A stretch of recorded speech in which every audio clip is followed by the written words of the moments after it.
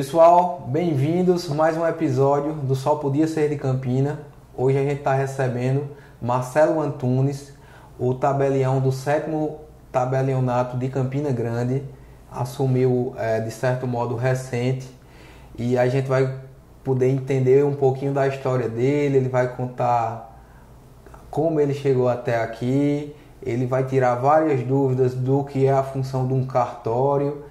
E seja bem-vindo, Marcelo. Obrigado. Muito obrigado pela presença. Não sei nem, eu ouvi até uma história que você tem dificuldade de se reunir sentado, né? Eu não consigo sentar, eu sou TDAH, então acho que é a minha primeira característica. Então eu não consigo sentar mesmo por uma questão neurológica. Vamos tentar conversar bem dinamicamente para poder você ficar sentadinho aí. Obrigado, e muito obrigado pelo convite, né, Breno? Que é isso. A gente que agradece. Marcelo, conta um pouquinho da tua história. A temática do podcast Só Podia Ser de Campina, mas como os espectadores já estão acostumados, não é um podcast só para quem é de Campina. Também pessoas de fora, como você, passarem a percepção do que vem na cidade, do que vem nos campinenses. E aí eu queria entender tua história, onde você nasceu, como era a sua família, como foi sua formação, até a gente chegar aqui. Vamos lá. Primeiro eu vou fazer uma ressalva, né? Que eu sou daqui sim, porque eu tenho uma filha que nasceu aqui. Tá. Então, e a minha esposa diz que parece que eu nasci aqui, de fato. Então, já sou muito grato à cidade por tudo. Já está há quanto tempo aqui? De tabelionato aberto desde 1º de março de 2021. Certo. E mudança para esses preparativos definitiva desde novembro de 2020. Novembro de 2020. Mas eu venho desde janeiro de 2020 para a cidade, para sentir, para fazer a alocação. Então já tem algum tempo que eu já vivo a cidade, né? Embora de mudança e de serviço tenha pouco tempo. Mas falando um pouquinho sobre de onde eu vim, né? Minha família é do Rio de Janeiro. Da capital? De Copacabana, posto 3. Então fui criado lá até 14 anos de idade. Meu pai militar. Minha mãe teve alguns negócios, mas sempre cuidou da casa, sempre cuidou da gente. E meu pai militar entrou muito cedo na Marinha. Entrou com 11 anos de idade. E no fim da carreira militar dele, com 39 anos, ele se aposentou, porque ele foi para a guerra, enfim, teve uma carreira um pouco diferente da tradicional. Muita história também ele teve, então. Muita história. Foi para a Guerra da Bósnia, pela Força de Paz da ONU. Ele é um cara muito vivido. Legal. E que saiu do nada, que nos Estados Unidos chama de self-made man, né? O cara que se fez, né? E ele passou no concurso quando eu tinha 14 anos de idade, também para essa área naval. Então ele já estava na reserva, ele era piloto de helicóptero da Marinha, de guerra. Legal. E passou para a área portuária num concurso. A gente se mudou para o Rio Grande do Sul, para uma cidade que fica mais perto do Uruguai do que da capital.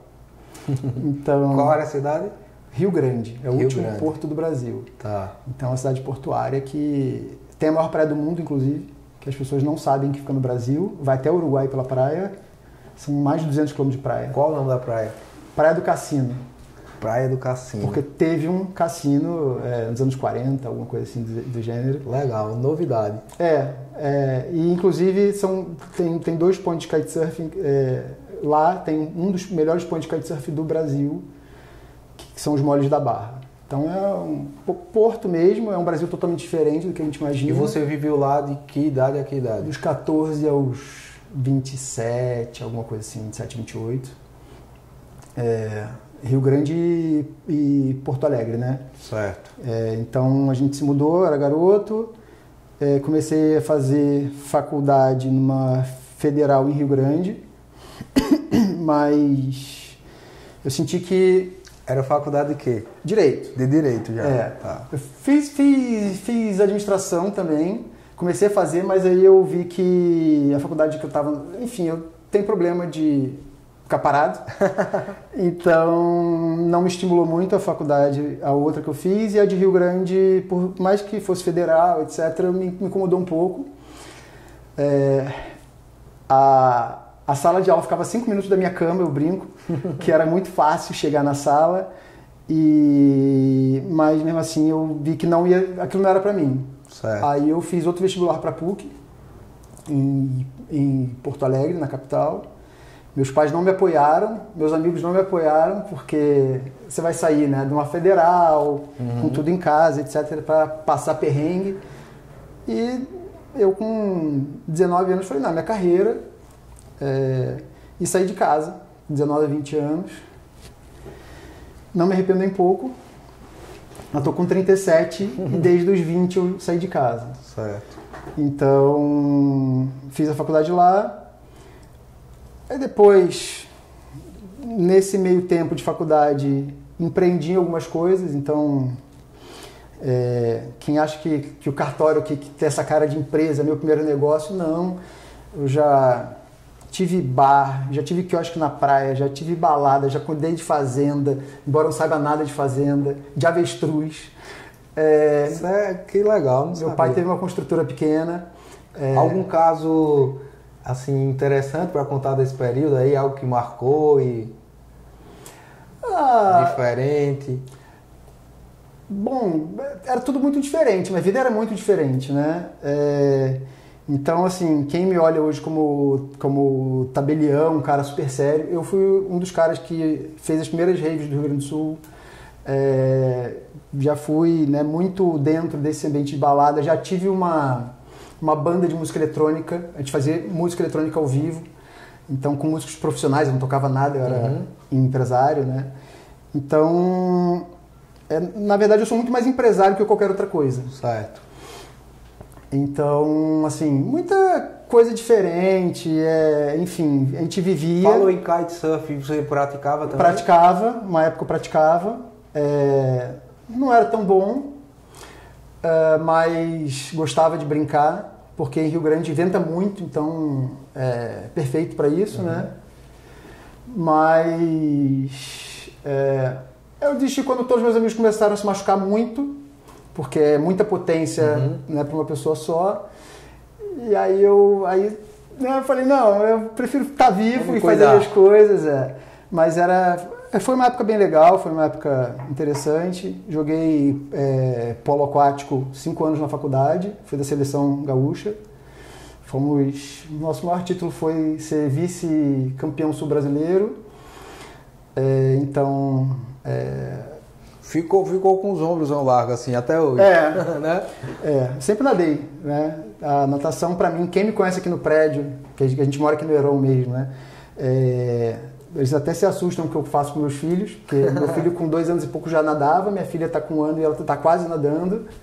Eu nado desde 6 meses, desde 6 meses eu era jogado na água, enfim, eu fui criado na praia, eu ia para a escola de sunga por baixo, para ir para a praia depois, então...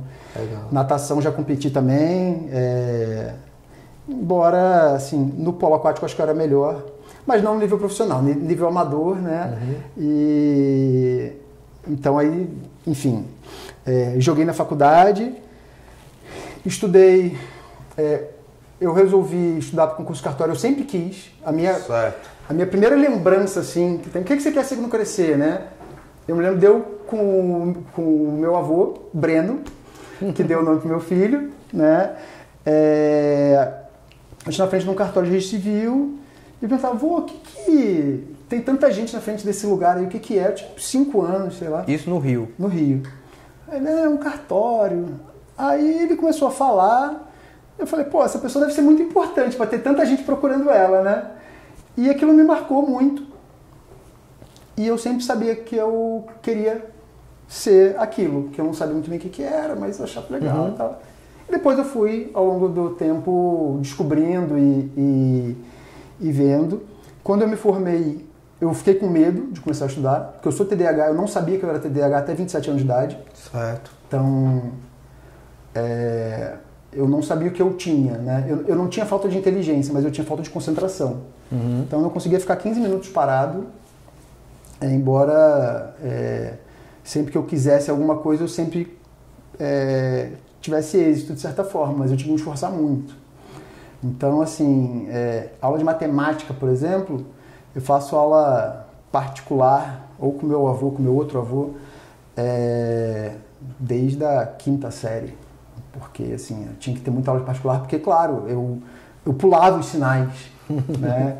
Então, sempre foi muito difícil essa parte de se concentrar para estudar. E quando eu resolvi estudar para concurso, eu falei, agora eu vou enfrentar meus medos, já estava ficando sem graça, aquela coisa de ser um cara que estava perdendo um futuro, sabe? Aquela coisa dos amigos, né? Você tá com os amigos, aí fala assim, não sei quem tá virando alguma coisa, e eu, né? Você chegou a advogar? Não. Eu tinha a carteira do OAB, mas não advogava, nunca quis advogar. Hoje eu até penso, tá? Em algum nível assim muito específico, mas eu até penso, não posso por causa da minha profissão, mas eu até acho interessante. E quando eu resolvi estudar para concurso, até foi bem interessante que um amigo meu, que é TDAH, e a esposa dele é médica, ele me deu um livro. Ô Marcelo, acho que vou te dar esse livro aqui que eu acho que você vai se identificar. Dos 35 sintomas possíveis, eu tinha 34. Eu não tinha o 35º porque eu não tinha TPM. Então eu tinha todos, né? E depois daquilo eu procurei ajuda, procurei terapia, etc. Qual era o nome do livro? Mentes Inquietas. É um best-seller para TDAH, né? Que ele é um livro bem fácil de ler, bem simples, mas foi muito importante na minha vida. E quando eu descobri, né? E quando eu comecei a me tratar, foi muito louco, porque eu senti muita força de vontade, porque se eu não tivesse força de vontade, era para eu estar na sarjeta, digamos assim. E eu percebi que eu sempre percebi, e até a relação com o kite tem muito a ver, assim, eu tinha muita potência e pouco controle. Certo. Então, assim, eu nunca tive problema de inteligência. Eu sempre fui um cara inteligente e tal, mas eu não tinha controle. Então, eu não conseguia parar para estudar, não conseguia. Às vezes eu vacilava por falta de atenção. E quando eu comecei a me tratar, eu senti que eu conseguia... ter um melhor controle da potência. Total controle. Então, assim, vocês já viram aquele filme Sim, Senhor? Sim, Senhor? Que é do Jim Carrey. Já. Né? Lembra, eu não sei se você lembra dessa cena que ele pega, que ele tá atrasado, ele sai do carro dele, aí tem um maior trânsito na frente, ele faz assim, ó, e aí abre aquela pista e ele... Foi isso que eu senti quando eu comecei a me tratar. Tá. Então, tanto que, assim, o normal de passar no concurso de cartório, uns 3 anos, assim, de estudo intenso, e eu acho que com 1 ano e meio eu já tinha passado. Mas foi uma coisa louca, né? Porque entrei num foco que a gente chama de... existe um foco especial para o TDAH, que a pessoa fica extremamente focada. Certo. Tá? Assim como você fica disperso, você pode ficar extremamente focado. E eu consegui me focar extremamente nisso. Eu brinco, né? Falo que teve um dia que eu fiquei... Um dia não, uma semana que eu fiquei 3 dias sem tomar banho. Eu acordava, ia parar de estudar. Era inverno, ainda bem no Rio Grande do Sul, né? Eu não saí de casa. E fiquei 3 dias sem sair de casa. Porque eu peguei a coleção de uma autora que eu gosto muito, que é Maria Helena Diniz, que ela também tem uma deficiência, que eu fui saber depois, mas eu admirava muito ela, não sabia porquê. Ela é completamente surda, e era para ser surda-muda, e ela é a maior autora da geração dela, enfim, professora da PUC São Paulo. E eu falei, eu só saio desse quarto quando eu terminar de ler isso aqui tudo. Então, em 1 mês e meio, era assim, uma coleção assim, desse tamanho assim, de livro. E eu entrei no hiperfoco e falei, preciso fazer minha base. E passei super rápido. Né? Foi muito diferente, foi muito atípico. E eu senti que eu tinha um controle. Então, depois disso... E veio o resultado, então foi... fechou tudo. Imagina, eu fiz 3 concursos até passar. Um no Acre, que eu desisti. porque era no Acre, era um lugar longe, né, assim. E os insetos, bem mais longe. E os insetos eram de um tamanho desproporcional. São Paulo, que eu fiquei por muito pouco, que é o concurso mais difícil do país, e o de Minas, que eu acabei passando, passei super mal colocado, mas passei e assumi. E meu pai sempre me estimulando muito a assumir, etc., virar a página. E eu escolhi o meu cartório em Minas, no sul de Minas, para conseguir estudar em São Paulo. Certo. Então, assumi... Para continuar buscando formação para cartório, mas em outro centro. Isso. Certo. Quando eu fui estudar na PUC do Rio Grande do Sul, na verdade eu queria estudar na PUC São Paulo. Certo. Só que não fazia sentido nenhum eu sair do Rio Grande do Sul e morar em São Paulo sem nunca ter pisado em São Paulo. E eu falei, eu vou ficar perto de São Paulo. A PUC São Paulo, na minha opinião, ela é a melhor universidade a nível de pós-graduação e mestrado. Doutorado aí eu já acho que muda um pouco o cenário. E eu falei, vou ficar perto de São Paulo. Os caras até me chamaram de louco na hora da escolha, que eu escolhi um cartório que é muito pior do que eu poderia ter escolhido. Mas eu falei, não, vou ficar perto de São Paulo. E eu fiquei 2 anos, que foi o tempo da pós-graduação, que eu ia de ônibus. Eu saí do cartório 11 horas da manhã. Qual era a cidade de Minas? Tocos do Mogi, uma cidade que não era nem para ser município. Tocos do Mogi. Tinha menos gente que no Euromarinho. Tinha 2.500 habitantes da cidade. Fiquei 2 anos trabalhando de graça para conseguir virar o cartório. Depois eu consegui fazer uma fama, as pessoas vinham até mim. Nunca botei livro de tabelionato debaixo do braço para fazer escritura em outro lugar. As pessoas vinham mesmo? Vinham mesmo, andavam 20 quilômetros para ir, 20 para voltar da cidade mais perto. E para ir para São Paulo, eu tinha aula terça e quinta, na pós-graduação. Eu saía às 11 horas do cartório, chegava meio-dia e pouco na cidade que tinha um ônibus, pegava o ônibus 1h15, 1h20, chegava às 5h30 em São Paulo, pegava ou um táxi ou um metrô para ir para a pós-graduação, a aula começava às 7h, terminava 10h30 oficialmente. Só que 10h35 saiu o ônibus. Então eu perdi o ônibus algumas vezes nesse caminho. Conheci muita gente diferente no ônibus, conheci mendigo, conheci tudo que você imaginar. E eram 2 dias por semana. E quando dava tudo certo, eu chegava em casa umas 2h30, 3 horas da manhã. E foi um período assim de muita luta, muita batalha. A cidade lá era uma cidade que era uma rua praticamente, né? Mas chega, eu sinto a emoção. Quando você lembra, é como se fosse o período que mais marcou, assim, de desafio, né? Foi. Persistência. Porque eu aprendi a minha profissão, eu tinha tempo para estudar todo o ato que entrava, isso era muito bom. Aprendi a ser humilde, porque eu sempre tive depois que meu pai passou nesse concurso e tal, que é da área naval, é um concurso, mas é tipo cartório, ou seja, uma prestação de serviço, etc. Muitos amigos, familiares falaram assim, você não precisa estar aqui. Né? Era tipo uma coisa assim, eu brinco que o PIB da cidade eu acho que era menor do que da empresa do meu pai. Então, é muito difícil você se desprender, você entender que a gente não é ninguém até você... a gente é o que a gente vale para a sociedade, né? E não tem herança, né? Meu pai principalmente sempre falou para mim que a única coisa que ele ia deixar para a gente era o estudo. E eu não tive menor dúvida, né, em relação a isso. No tempo que, inclusive, que eu estava estudando para o concurso, eu fiz o MBA na FGV, foi o meu primeiro curso pós-faculdade. Fiz o MBA em gerenciamento de projetos. Sou formado em Direito, mas tenho gerenciamento de projetos, que é quase que engenharia de produção, né? E eu aprendi a ser humilde demais, assim, porque eu era registrador civil com a atribuição de notas.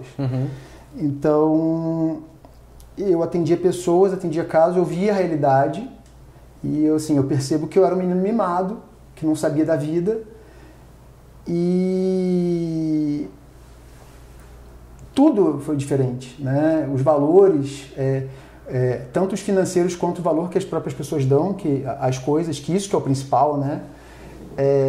Então, quando me perguntam hoje assim,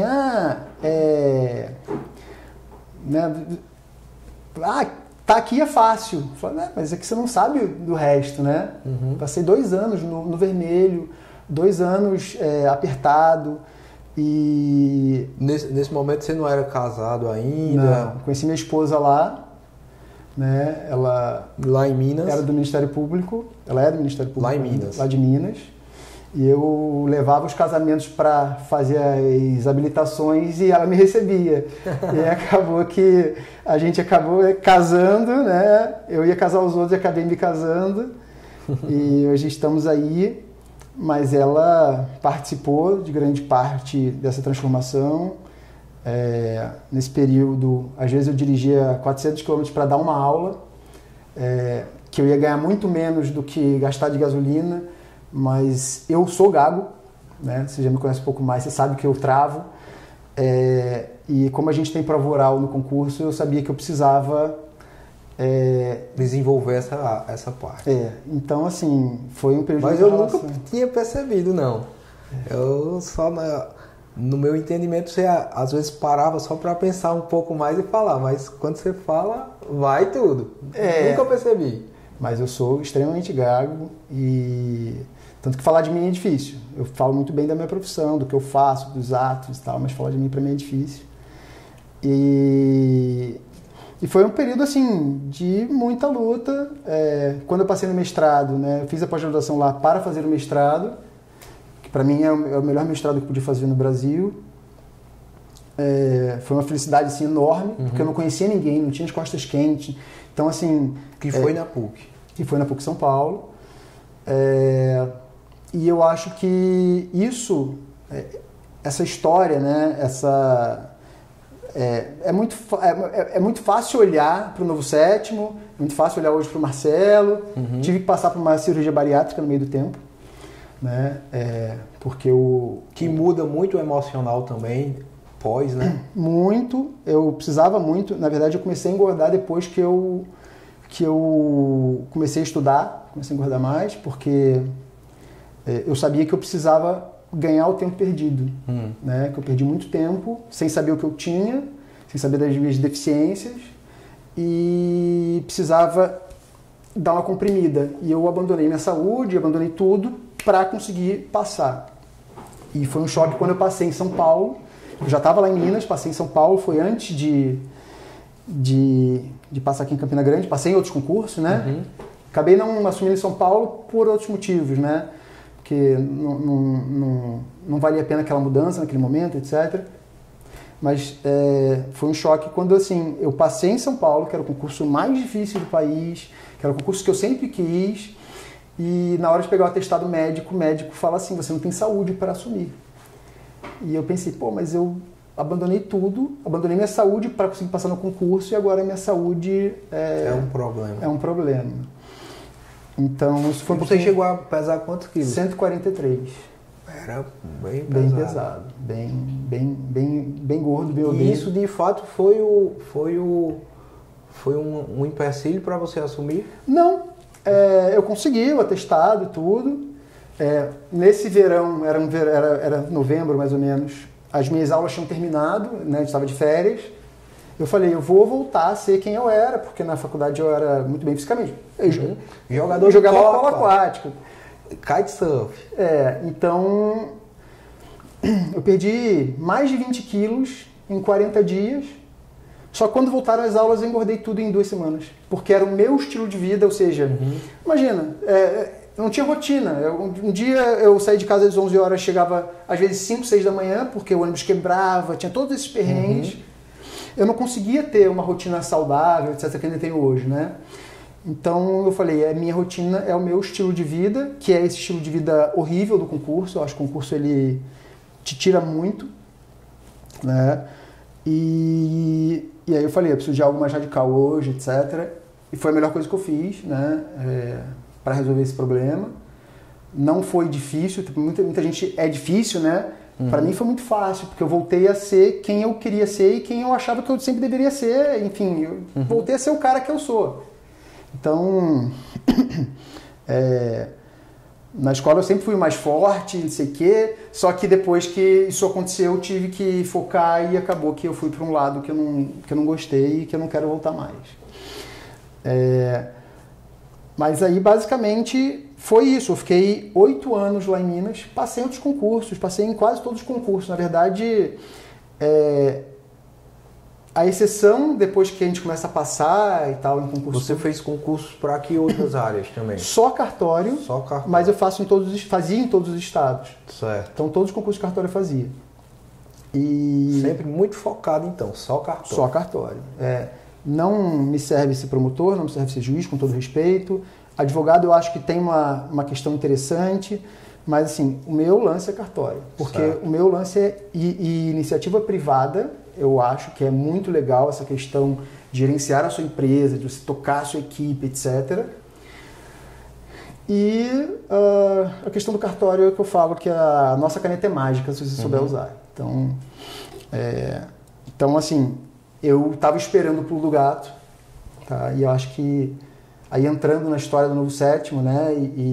Entre esses que você passou na Paraíba. Entre esses que passei na Paraíba, passei São Paulo, Pará, que é um lugar excelente para ter cartório, Rio Grande do Norte, Pernambuco, praticamente todos os concursos que eu fiz. E o que fez vir para cá? Eu vinha muito quando era garoto.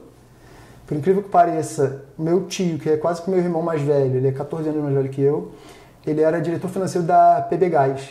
Certo. Por uma coincidência, porque ele era da Mitsui, que era uma acionista grande, não sei se ainda é, da PB Gás, em João Pessoa. E eu via muito.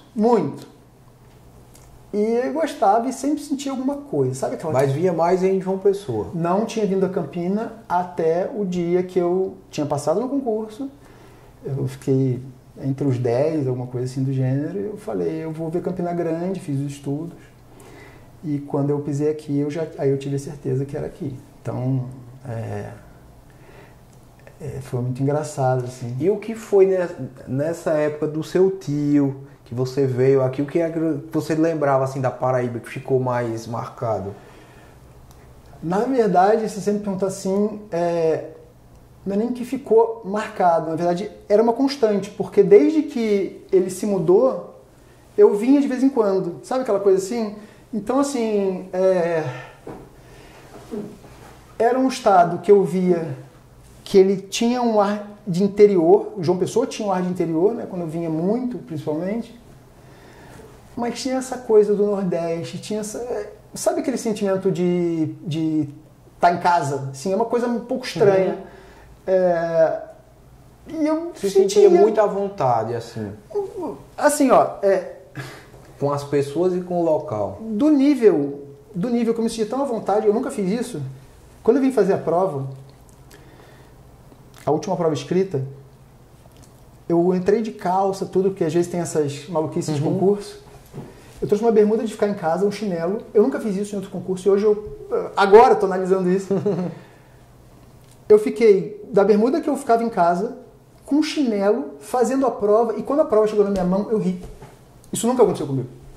Então, né, tem gente que diz que, né, tem os anjos aí que falam, e foi muito louco, foi muito engraçado.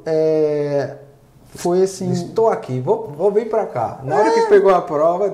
Eu comecei a rir, e então eu olhava pra mim assim e falei, o que esse maluco tá rindo dessa prova? E estava fácil, né? Então, foi isso, um sentimento de pertencimento, sabe aquela coisa... Inexplicável, assim. Inexplicável.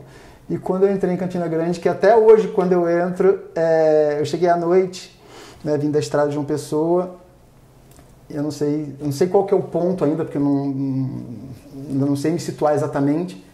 Você está passando Galante ali, que você consegue ver cidade. Né? Tem lugar que você consegue ver cidade, assim. Um pouquinho depois do Reino Verde, do condomínio Reino Verde, assim, é pra você ver. Começa a ver, né? E assim, aquilo me deu, assim, uma felicidade, porque, né, interior do Nordeste, embora a gente eu hoje viva aqui e saiba que é maravilhoso, para quem está de fora é muito desconhecido. E eu não sabia o que encontrar. Assim, tinha visto algumas coisas, mas não sabia o que encontrar. Estava com meus pais, não estava com minha esposa, nem com meu filho na época. A gente chegou a ver aquela quantidade de luz, né? Quantidade de prédio. Eu falei, caramba, é isso aí. E eles não acreditaram, eles não acreditavam que eu assumiria aqui até, assim, uns 2 ou 3 meses depois de sair o resultado, que eu falava, olha aqui, olha meu nome, olha... Não tinha possibilidade de a gente não vir pra cá. Quando a gente pisou no açude, eu fui direto pro açude, né? E eu vi o açude à noite, assim, falei, não, é aqui. E eles não entenderam nada, foi uma maluquice, mas... Paixão à primeira vista. Total, assim. Estudei muito a cidade, não foi uma paixão, assim, à toa. Foi uma paixão muito racional, né? Poderia ter ficado em alguns municípios, poderia ter ficado em João Pessoa, mas eu sempre me preparei para estar numa cidade de 200 a 500 mil habitantes. Certo. Eu não estudei para passar no concurso. Eu sempre estudei para ser o melhor tabelião possível. Certo. Então, porque quem faz concurso sabe que tem muita gente que é muito pragmática. Fala assim, não, eu quero passar, quero saber isso aqui. E, na verdade, isso mudou quando eu fui para a PUC São Paulo, que eu tive um professor, Fábio Gazzi, que é meu amigão hoje ainda. E o cara meio que deu uma entortada na minha cabeça. E eu falei, não, eu quero ser o melhor tabelião possível. Então, eu nunca estudei para concurso. E até a aprovação aqui, eu acho que foi uma coisa, assim, engraçada também, porque... Meu objetivo nunca foi ser o melhor no concurso. O mestrado foi em que área? Direito urbanístico, que é o direito imobiliário, só que na parte pública. Então eu tenho a pós-graduação na parte privada e tenho mestrado na parte pública. Não existe mestrado em direito imobiliário no Brasil. Certo. Então, na pós-graduação eu vi toda a parte privada, contratos privados, etc., locação, alienação fiduciária, garantias. E no mestrado vi parte pública. Então, assim, por isso que para direito imobiliário, assim, eu tenho uma história acadêmica que é bem rica, bem sólida. Inclusive tem um direito real, que é o direito real de Laje, não sei se você já ouviu falar. Mas quando saiu a medida provisória, eu estava na Argentina, começando a fazer doutorado lá, até acabei de... Quem comentou uma vez comigo por cima foi o Dr. Fábio Severiano, desse direito aí. E assim, quando era medida provisória, eu fico até nervoso de falar, porque é um negócio bem legal e eu não costumo falar. Era medida provisória, o presidente tinha acabado de expedir, eu estava na Argentina e eu liguei para o Fábio Gazzi e falei, cara... Tinha um monte de doutrinador falando várias coisas sobre isso. É medida provisória de um direito real novo, que é uma coisa muito importante para a nossa área. E eu liguei pro Fábio e falei, cara, esse cara tá falando a maior besteira do mundo. Eu não acho isso. A gente começou a debater. Vamos escrever um artigo? Vamos. A gente escreveu um artigo. Eu não era ninguém ainda, não tinha nem mestrado concluído. Na verdade, eu fiz 2 mestrados concomitantes. Fiz um em Pouso Alegre. E a gente fez críticas à lei que estava sendo proposta. A gente fez críticas dos doutrinadores. Então, imagina assim, os maiores doutrinadores do Brasil falando algumas coisas. Teve um cara que falou tudo certinho, além da gente. E a gente publicou o artigo, eu tive que brigar para publicar um artigo na nossa revista de Direito Imobiliário, que é uma revista extremamente dos profissionais da nossa área, que não é qualquer um que consegue publicar. Eu tive que brigar, tive até ser bastante indelicado e injusto com as pessoas que estavam qualificando os artigos. Mas a gente foi e basicamente todas as alterações que a gente propôs viraram lei. Então, assim, o direito real de Laje, ele tem muito o meu e do Fábio. E assim, de certa forma a gente já... Tem que fazer um quadro e colocar na entrada do cartório ali, viu? Não, mas é o tipo de coisa que eu até não gosto muito de falar, assim, porque... mas assim, tem muito a ver com a nossa história, tem muito a ver com tudo, com todo o processo. Então, e foi um direito real, assim, que ele somente permite que você regularize qualquer imóvel possível. Uma favela, por exemplo, você consegue regularizar pelo direito real de laje. Então, para o nosso mercado imobiliário hoje, você não tinha, até então você não tinha forma de regularizar uma favela.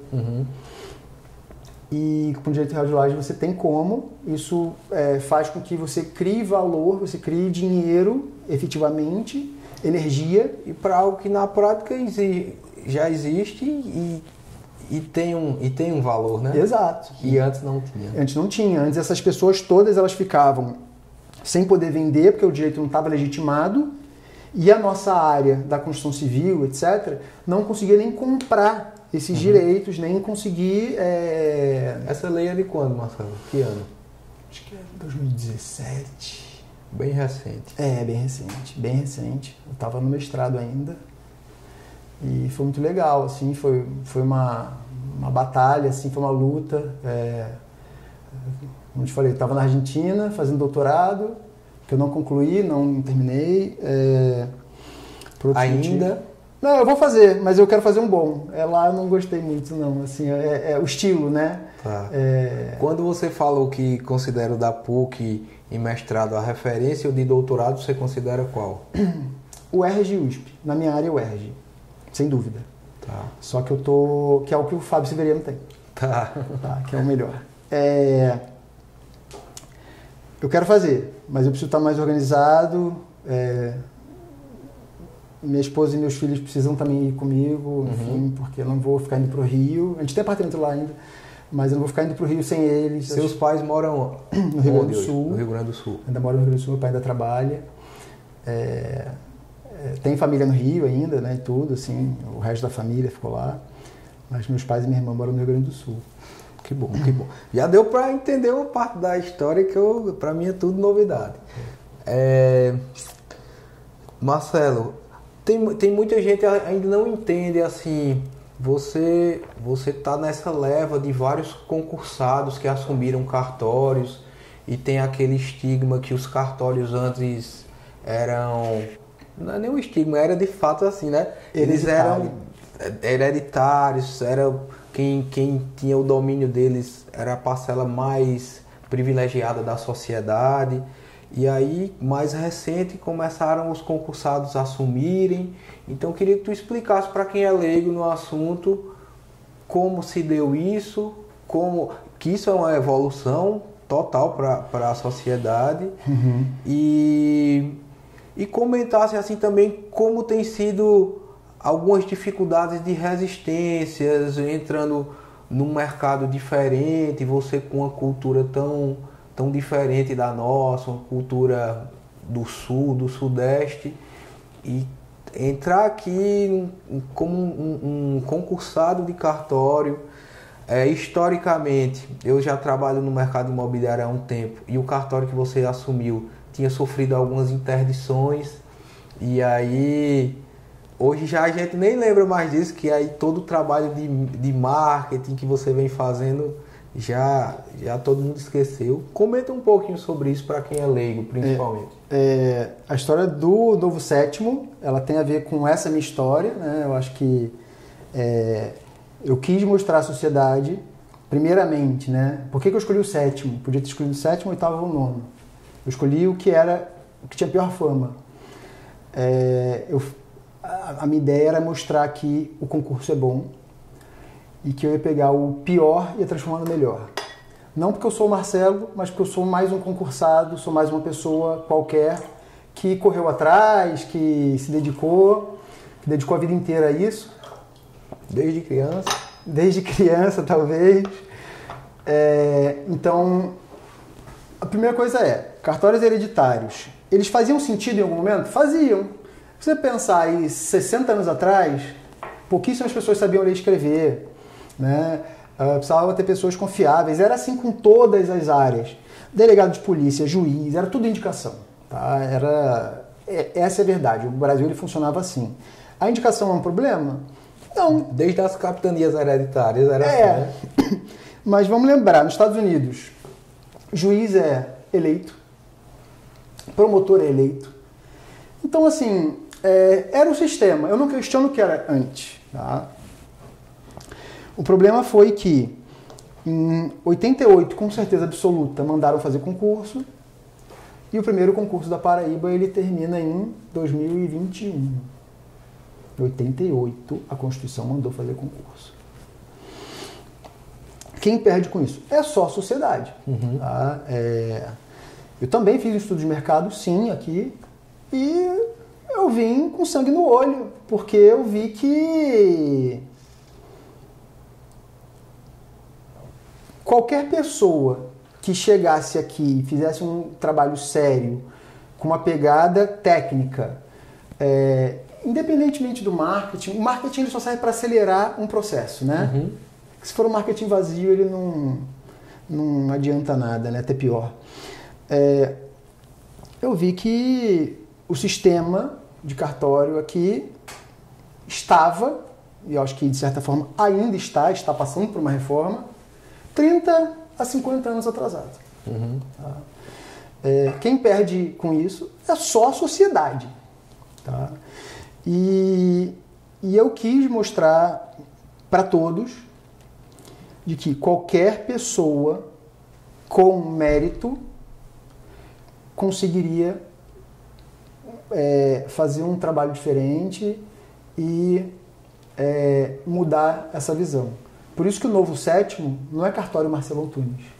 O Novo Sétimo, ele tem a ver com as pessoas que não são perfeitas. Eu não sou perfeito. Eu tive que ralar muito. A minha seleção de equipe, né, a gente assumiu o 1º de março. Em agosto de 2020, ou seja, mais 6 meses antes, eu fiz a minha seleção da equipe. Eu fiz questão de escolher pessoas que não tinham tido uma oportunidade na carreira. Peguei pessoas jovens, treináveis e com vontade de aprender, vontade de crescer e vontade de fazer diferente. Eu fiz toda a minha seleção pelo Instagram. Foram mais de 150 candidatos. Eu gastei R$300 para fazer minha seleção. Muito trabalho duro, muito suor. Mas a gente já começou... E eu não disse o que era, porque eu não podia dizer ainda. E até porque se eu falasse que ia trabalhar no cartório, eu não ia ter candidatos, né? Com o cenário que aparentava aqui. E dos 150, foram 18, 12 e 9. Comecei com 9. Só que todos que trabalham comigo, todos os 9 iniciais, com certeza, tiveram alguma coisa na vida deles que também eles foram subestimados ou, enfim... Você percebeu isso na seleção, buscava isso. Buscava também. Isso. Porque a história do Novo Sétimo ela tem a ver com isso. A minha história tem a ver com isso e não poderia ser diferente. Então, o 7, né, é o número da perfeição e o 7T que a gente faz o pi. Acho que você sabe disso. Você não sabe disso? Não, eu estou percebendo agora. Nosso símbolo é um pi. É um pi com 7 no meio. Então, a perfeição ela é algo que se busca, embora seja infinita essa busca. A gente nunca vai ser perfeito. Mas não importa se você tem problemas ou não, mas a tua trajetória de buscar isso que é importante. Não é nascer perfeito. Superar, de sempre buscar a superação. Isso. Então, muito... Tem muito a ver com você. Tem muito a ver comigo. E, assim, tem muito a ver comigo, tem muito a ver com as pessoas que estão comigo hoje, porque todas entendem isso. Quem não entende, na minha empresa não fica. Eu faço questão de rodar, porque ela vai fazer a gente ser mais do mesmo. E é o contrário que eu quero. Eu quero fazer a diferença, eu quero ser a inspiração para quem trabalha comigo. Então, eu quero ser inspirado por eles. Eu quero olhar para um funcionário meu que exemplo, né? O cara fez a faculdade, ralando, não teve oportunidade de estagiar, era caixa do supermercado. E hoje é um dos meus melhores funcionários.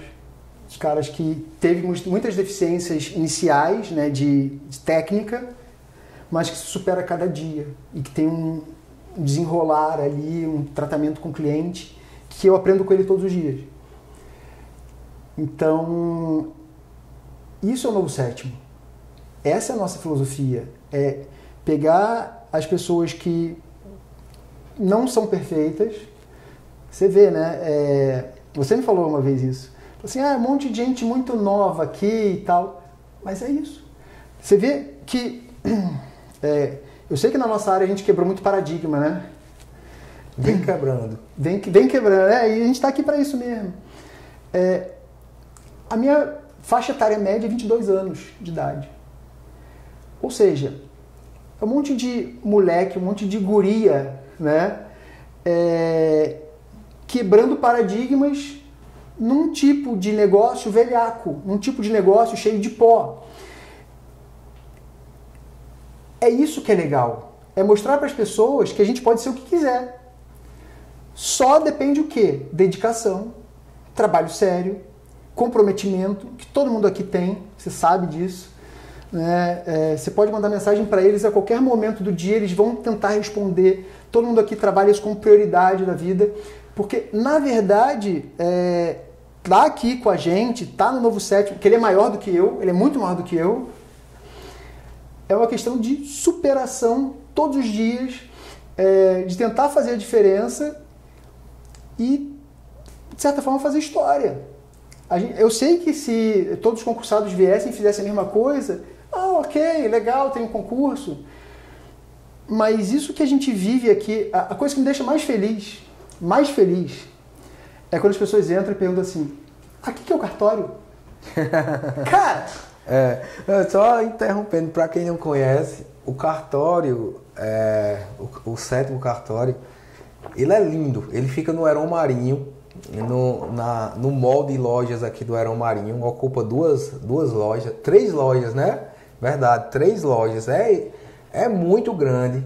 A gente que está acostumado a estar em cartório, as primeiras vezes que ia lá, era tirando foto, filmando, então assim, é de fato totalmente diferente em estrutura, no atendimento, o modo como a equipe lá nos trata, o Marcelo como nos trata. Primeiro ele já anda assim, nessa elegância direto, todo dia, toda hora a gente só vê ele assim lá. Não que isso diga alguma coisa a mais, né, Marcelo? Mas mostra a seriedade que ele encara todo dia que ele sai para trabalhar. Enfim, quem não conhece ainda o cartório, vai pelo menos abrir uma firma lá. De graça. De graça, e vai tomar um cafezinho lá, de graça, para conhecer, que é realmente lindo. Primeiro a gente até agradece quem é do ramo, eu já lhe agradeci e vou agradecer em público aqui, todo o investimento que você faz lá, que é um investimento que você está entregando à sociedade, a quem está lá no dia a dia, elevando o nível dos cartórios para que os demais se inspirem, busquem. Então, acredito que essa inspiração, você já vem plantando e já vem acontecendo, e isso é só o começo, né? Que de certo modo faz pouco tempo. Eu queria, Marcelo, também que você explicasse um pouco. Também tem muita gente que assiste aqui e não conhece exatamente o que é a função de um cartório, o que de fato você faz lá, e explicasse um pouquinho das diferenças de cartórios. Existe cartórios de registro de imóveis, cartórios de registro civil, cartórios notariais, cartórios, enfim, explica um pouco a função e as diferenças de cada um. Bom, cartório é uma palavra que não existe na legislação brasileira. Certo, é um tabelionato, então. Não, pode chamar de cartório, porque tradicionalmente foi assim sempre, mas atualmente não existe mais a palavra cartório, tá? Existe o cartório judicial, que é outra coisa, mas a gente entende como todo mundo fala. Tá? E eu deixo os outros se chamarem de cartório. Eu chamo internamente em casa, assim, estou indo pro cartório e tal.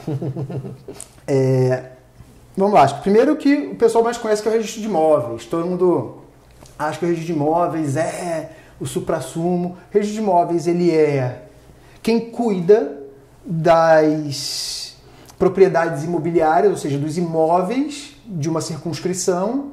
Aqui no nosso caso acho que Massaranduba, Lagoa Seca e Campina Grande, né? Então eles cuidam do registro de imóveis. Para que serve o registro de imóveis? É para dizer, assim, quem não registra não é dono? Não, não é só isso, tá? O registro de imóveis ele surge como registro hipotecário. Ele surge para dar em garantia aos bancos as propriedades para financiamento. Então, assim, quem acha que registro de imóveis é para dizer que a pessoa é dona, isso aí é totalmente secundário, tá? Existe uma segurança jurídica, claro, que é importante, mas o registro de imóveis ele serve principalmente para fomentar o fluxo imobiliário, o fluxo negocial. Então, eu quero financiar um imóvel para adquirir, eu quero pegar uma cédula de crédito rural, eu quero financiar a minha produção rural e eu preciso dar a minha propriedade em garantia. É para isso que existe o registro de imóveis, assim, na sua essência, tá? Então ele é para fazer dinheiro. Para mim é uma novidade e ficou muito claro e faz total sentido. Há 16 anos que eu sou corretor, imaginava e fui ensinado que era para dar propriedade àquele proprietário. Mas faz total sentido. Claro. Até porque, por exemplo, quando você adquire por sucessão causa-mortes, o artigo 1784 do Código Civil ele fala adquire-se a propriedade a partir da abertura da sucessão, ou seja, faleceu, a pessoa já adquire a propriedade. Sabe aquela coisa que a gente vê no filme? O rei morreu, viva o rei para o filho do rei? É assim que acontece com a propriedade de tudo, dívidas e direitos de alguém que falece. O registro no registro de imóveis serve só para dar uma coisa chamada disponibilidade. Então, parte fala assim, quem não registra não é dono. Mentira, porque uso capião, sucessão, ele não vai poder vender, né? Formalmente. Já é dele. Mas já é dele. Tá? Então a gente fala assim, quem não registra não é dono, tá, beleza. Mas assim, não é bem verdade, né? Mas é isso, é para fomentar o fluxo negocial. Então, cartório, se o registro de imóveis já começa sendo fluxo negocial, o tabelionato de notas não vai poder ser diferente. O tabelionato de notas a gente chama que ele é o tempo da autonomia privada, ou seja, ele é o tempo dos negócios. Tá? O que é o tabelionato de notas? Ele é o lugar onde você vai poder fazer qualquer negócio da sua vida, lícito, claro, com fé pública. Aí você vai falar assim, então o que ele faz? Escritura pública de compra e venda, doação, faz reconhecimento de firma? Faz autenticação de cópia? Faz. Mas assim, todo dia me pergunta, reconhecimento de firma tem indicação de cópia, sei que eu por mim não faria. Tá? Reconhecimento de firma só existe no Brasil. Autenticação de cópia, ok.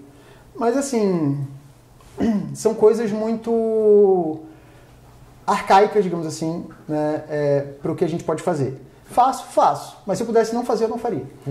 Até porque julgam o nosso serviço. Aí você faz uma escritura ultra complexa, né? Faz um negócio que você fala assim, meu irmão, não acredito que eu consegui fazer isso, depois que dá certo, e aí o cara te julga pelo reconhecimento de firma. Então, assim, é muito injusto, mas faz parte. Hoje em dia, o tabelionato de notas... Só interrompendo, num país que não tem um reconhecimento de firma, você acha que é porque culturalmente lá as pessoas aceitam que aquela assinatura elas tomam como verdadeira, e aqui no Brasil culturalmente precisa ter um órgão, uma instituição que comprove aquilo? O que você está falando o povo é mais mentiroso? Não, eu não diria que o povo é mentiroso, porque eu diria que 99,999% do povo é extremamente honesto. Por isso que a gente não vê tanto problema assim. Mas eu acho que é uma questão de liberdade. Tá? Você vai num país mais libertário, qualquer declaração que você faça para um órgão público, de próprio punho, já tem eficácia total. E aqui parece que eles precisam do papai ou da mamãe dizendo que é para fazer. Então, acho que a gente está pouco acostumado com liberdade. Eu sou totalmente pró-liberdade. Claro que você tem que saber usar a liberdade. Você não acha que isso é mais de uma cultura burocrática das instituições públicas serem e buscarem ter mais burocracia? Mas assim, a meu ver, é uma questão de enfoque sociopolítico, digamos assim. Eu falo que o Brasil é muito mais parecido com a Rússia do que qualquer outro país. Então, é lamentável, mas é assim que funciona. Então, sim, tá? Hoje o tabelionato de notas ele é um substituto ao judiciário, tá? Existe uma coisa que começou nos anos 90 aqui no Brasil, mas é um fenômeno mundial, que eles chamam de crise do judiciário, ou seja, no Brasil, para você ter uma ideia, pelo número de processos, número de habitantes, você virtualmente tem todas as pessoas do país litigando. Então é impossível, por maior que seja a estrutura, como é a nossa superestrutura. Então, o tabelionato de notas vai acabar? Impossível. Registro de imóveis pode acabar? Registro civil pode acabar? Tabelionato de notas nunca. Porque o tabelionato de notas ele supre o que o judiciário não deveria fazer, que é o que os escribas não faziam. O tabelionato de notas ele é um reflexo de pedidos da sociedade. No início, lá nos romanos, não era necessário ter um tabelião de notas, um escriba, né, um jurisconsulto, para registrar a propriedade ou para fazer as escrituras. E as pessoas começaram a pedir, e pediram tanto que virou lei, para validar, para dar fé pública, para dar eficácia jurídica. Então, o tabelionato de notas, depois eu até falo mais do que é o tabelionato de notas hoje, tá? Eu vou falar um pouquinho sobre os outros que você pediu. Registro civil, basicamente é onde a pessoa casa, a pessoa nasce, a pessoa morre. Isso é aquele registro que todo mundo tem, né? E um cartório de registro civil, ele não pode fazer o que um cartório de notas faz. Ou pode? Não pode. Aqui na Paraíba tem uma lei inconstitucional que está sendo discutida lá no STF, lá no CNJ, que foi passada depois do concurso, mas isso é outro assunto. Mas não, o registro civil não pode. Cada tipo de cartório, de serventia extrajudicial, como diz a Constituição, tem um tipo de atribuição, tá? Para que elas sejam unificadas, muito excepcional, tá? Certo. Mas não, o registrador civil o que ele faz? Ele registra nascimento, casamento e óbito, tá? Interdição, tutela, questões do estado civil da pessoa natural, tá? Temos o registro civil das pessoas jurídicas, que é para registrar associações, fundações. E via de regra eles deveriam fazer só isso. Tá. Na via de regra não. Via de regra assim. Legalmente sim. Legalmente sim. Tá. Eu já fui registrador civil com atribuição de notas em Minas, mas lá é uma exceção porque tem o artigo 52 da Lei 8935 que fala que tudo que vem antes da Lei 8935, que é de 94, e que já foi criado por lei naquela unidade da federação, naquele estado, se mantém. Eu era registrador civil com atribuição notarial. Mas eu não vejo a possibilidade disso mudar depois da Lei 8935. É inconstitucional, não adianta. Voltando, né? Temos os títulos de documentos, que é para todos os atos que a gente queira registrar para dar eficácia. Com o que a gente trabalha? Com a nossa fé pública. Tá? A nossa fé pública ela não deriva de nada além do nosso compromisso. Tá? Tem uma aula que, inclusive, eu estava dando essa semana para os advogados, no curso que a gente dá, que é gratuito, sobre fé pública. Que ela vem de sinceridade, comprometimento, honestidade, integridade. São vários elementos que criam a fé pública. Então, quando uma pessoa, por exemplo, pede lá no cartório para eu fazer um contrato particular e reconhecer firma e cobrar por esse contrato particular, eu não faço. Eu não posso fazer, eu sou proibido legalmente de fazer e moralmente também. Porque eu não posso dar aspecto de legalidade para algo que não é legal. Ou seja, o que eu posso fazer? Exarar um documento público, ponto. Eu só posso fazer escritura, ou ata notarial, enfim. Eu não posso fazer um contrato particular. E quando as pessoas elas registram no título dos documentos com essa intenção, eu estou colocando no lugar errado algo que deveria estar no registro de imóveis. Então, como é que eu vou dar um aspecto de legalidade para algo que não é o lugar certo? Então, é como o tabelião que leva o livro para outro município, é como a pessoa que não é corretora de imóveis e que vende imóvel que cobra comissão, claro, eu não estou falando do registrador, tá? Mas eu estou falando que quando a pessoa ela quer fazer isso, ela não está indo para o lugar certo. Por que ela não vai fazer? Qual que é o impedimento legal disso? Tá, ok, em uma outra situação isso pode acontecer, tá? Mas exemplo, não posso levar para registro agora. Eu faço o tempo todo, eu faço toda semana. Escritura pública de compra e venda com condição suspensiva. O imóvel ainda não está pronto para ser vendido por algum motivo. Faço uma condição suspensiva. Ela é uma escritura pública, ela tem eficácia interpartes. Por que não vai ter eficácia para a sociedade? Porque não está registrada no registro de imóveis. E assim, a publicidade do registro de imóveis ela é muito simples. Eu posso pedir uma certidão de qualquer imóvel da comarca ou de qualquer lugar do Brasil e saber de quem é aquela propriedade. Ponto. Isso é publicidade registral imobiliária. Agora, como é que eu vou botar no RTD uma coisa que deveria estar no registro de imóveis? Que publicidade é essa que eu estou criando? Zero. Então, isso é só para a pessoa depois que estava errada. Tá? O registrador, se eu fosse registrador de títulos e documentos, a pessoa me pedir para registrar, eu ia registrar, ia fazer ela assinar um termo dizendo que não tem eficácia nenhuma, não tem validade nenhuma perante terceiros. Mas assim, que boa fé é essa do proprietário ou da pessoa que está comprando, né? Do promitente comprador, que coloca no lugar errado para dizer depois que colocou no lugar certo, sabendo que colocou no lugar errado. Você está entendendo? Então, não me passa bem esse tipo de impressão, tá? É claro que existem situações que isso tem que ser feito por algum outro motivo, mas, em regra, usar o RTD... Inclusive, o RTD, ele é um... O que seria o RTD? Registro de títulos e documentos. Certo. Que você pode registrar qualquer coisa, para eficácia para terceiros, para conservação. Ele é muito interessante, tá?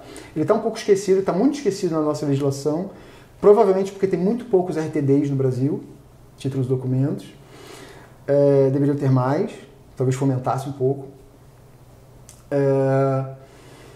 E tem o tabelionato de protestos, que é para provar o inadimplemento de alguém, de uma dívida, ou seja, o cara não pagou, contrato de locação, por exemplo, você pode protestar contrato de locação.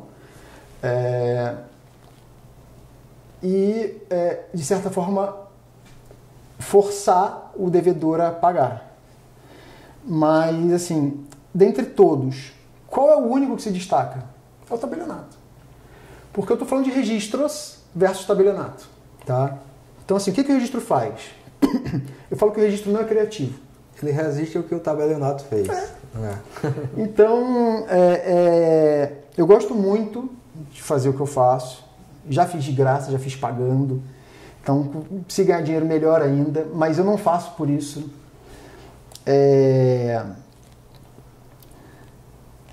A beleza do negócio é criar. Então, assim, esses dias eu estava aqui no Aleatória e estava pedindo um hambúrguer para almoçar, porque não dava para almoçar, né? Aquela coisa, não conseguia em casa. Eu moro no Heron, não conseguia em casa para almoçar. E a moça perguntou assim, o que vocês fazem lá? Eu falei, mágica. Porque é mágica. Claro, tem cartório que vai fazer o beabá. Claro. Tem cartório que vai fazer o arroz com feijão. Nada contra. Cada um faz o que se propõe. Se o cara acha importante reconhecer firma, se o cara acha importante a autenticação de cópia, eu acho desimportante. Porque o nosso tempo produtivo ele deveria ser mais bem utilizado. Claro que eu faço com o maior prazer do mundo para os meus clientes, faço com o maior rigor do mundo, mas o que eu gosto de fazer é mágica. Então, sabe aquelas coisas assim, fala assim, não, isso aqui é impossível de regularizar? Você vai lá e faz? Encontra o caminho e... Exato. Porque tem um caminho.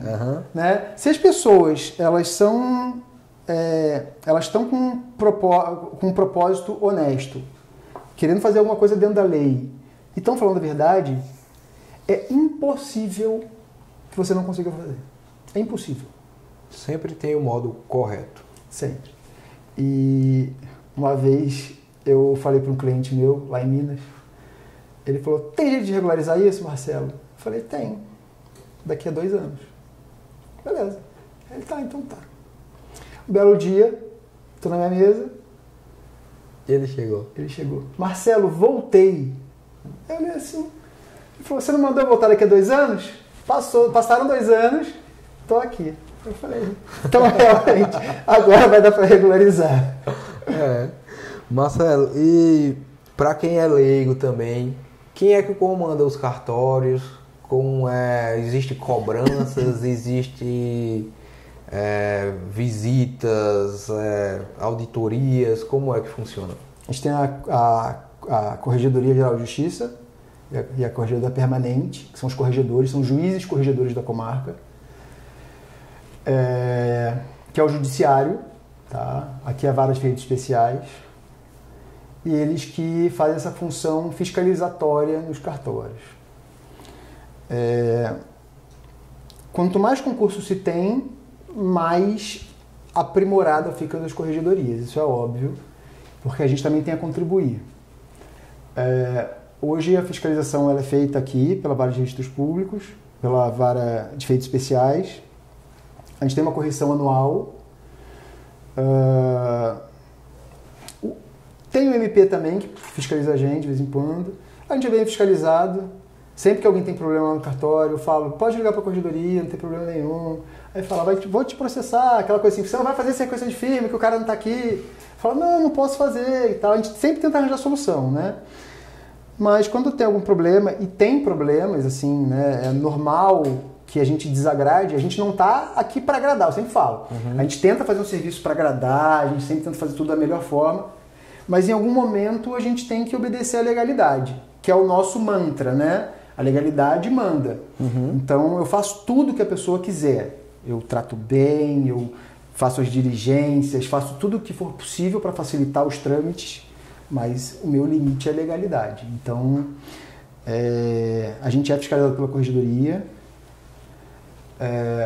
tem essa fiscalização anual que mesmo que esteja tudo dentro do padrão, a gente sempre fica, claro, nervoso, porque você não quer fazer nada errado. Eu falo que a gente é um cartório não convencional, eu tenho horror a papel. A única coisa que eu gosto de papel são meus livros, né? Que é o único bem, o único patrimônio que eu tenho, de verdade. Claro, além da minha família, obviamente. Mas material são meus livros. Então, papel, no Novo Sétimo, eu só admito que tem papel do usuário.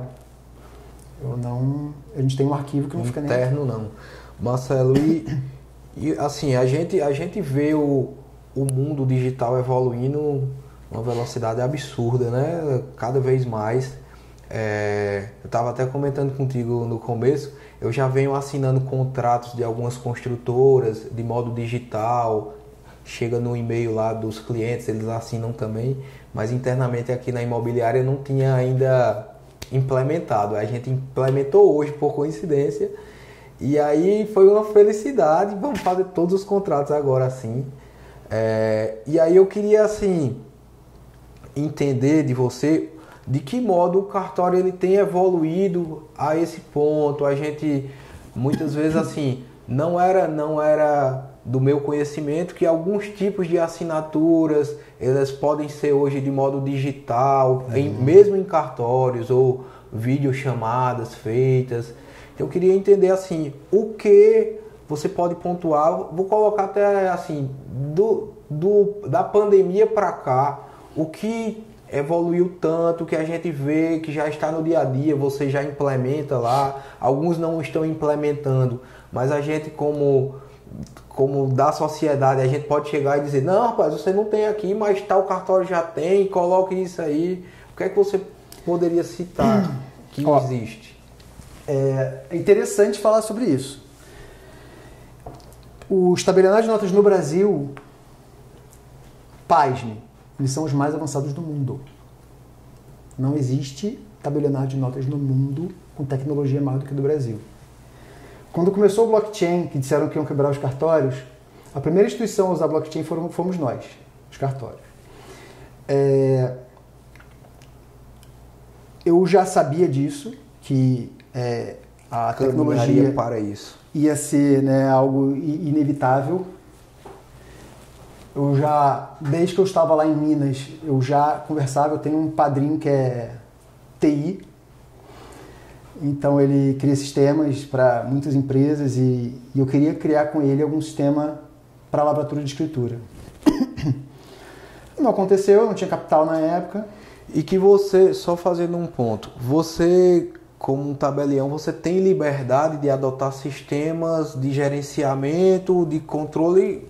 Isso. Ó, como é que sua funciona? Conta. Isso. O que eu ganho do Estado quando eu passo no concurso aprovado? O poder da caneta de atuar na minha circunscrição, tão somente na minha circunscrição. Tá? Então, assim, eu saí da minha circunscrição, não tenho fé pública. Por isso que eu falo que o cara leva o livrinho para fora, o ato é nulo. Ele não existe esse ato, porque ele não tem fé pública fora. Igual acontece aqui. No mundo digital é um pouquinho diferente, eu explico. Mas a gente tem essa fé pública, né? Que para o ato digital ela funciona de uma forma um pouquinho diferente. Qual que foi a pergunta mesmo que você fez?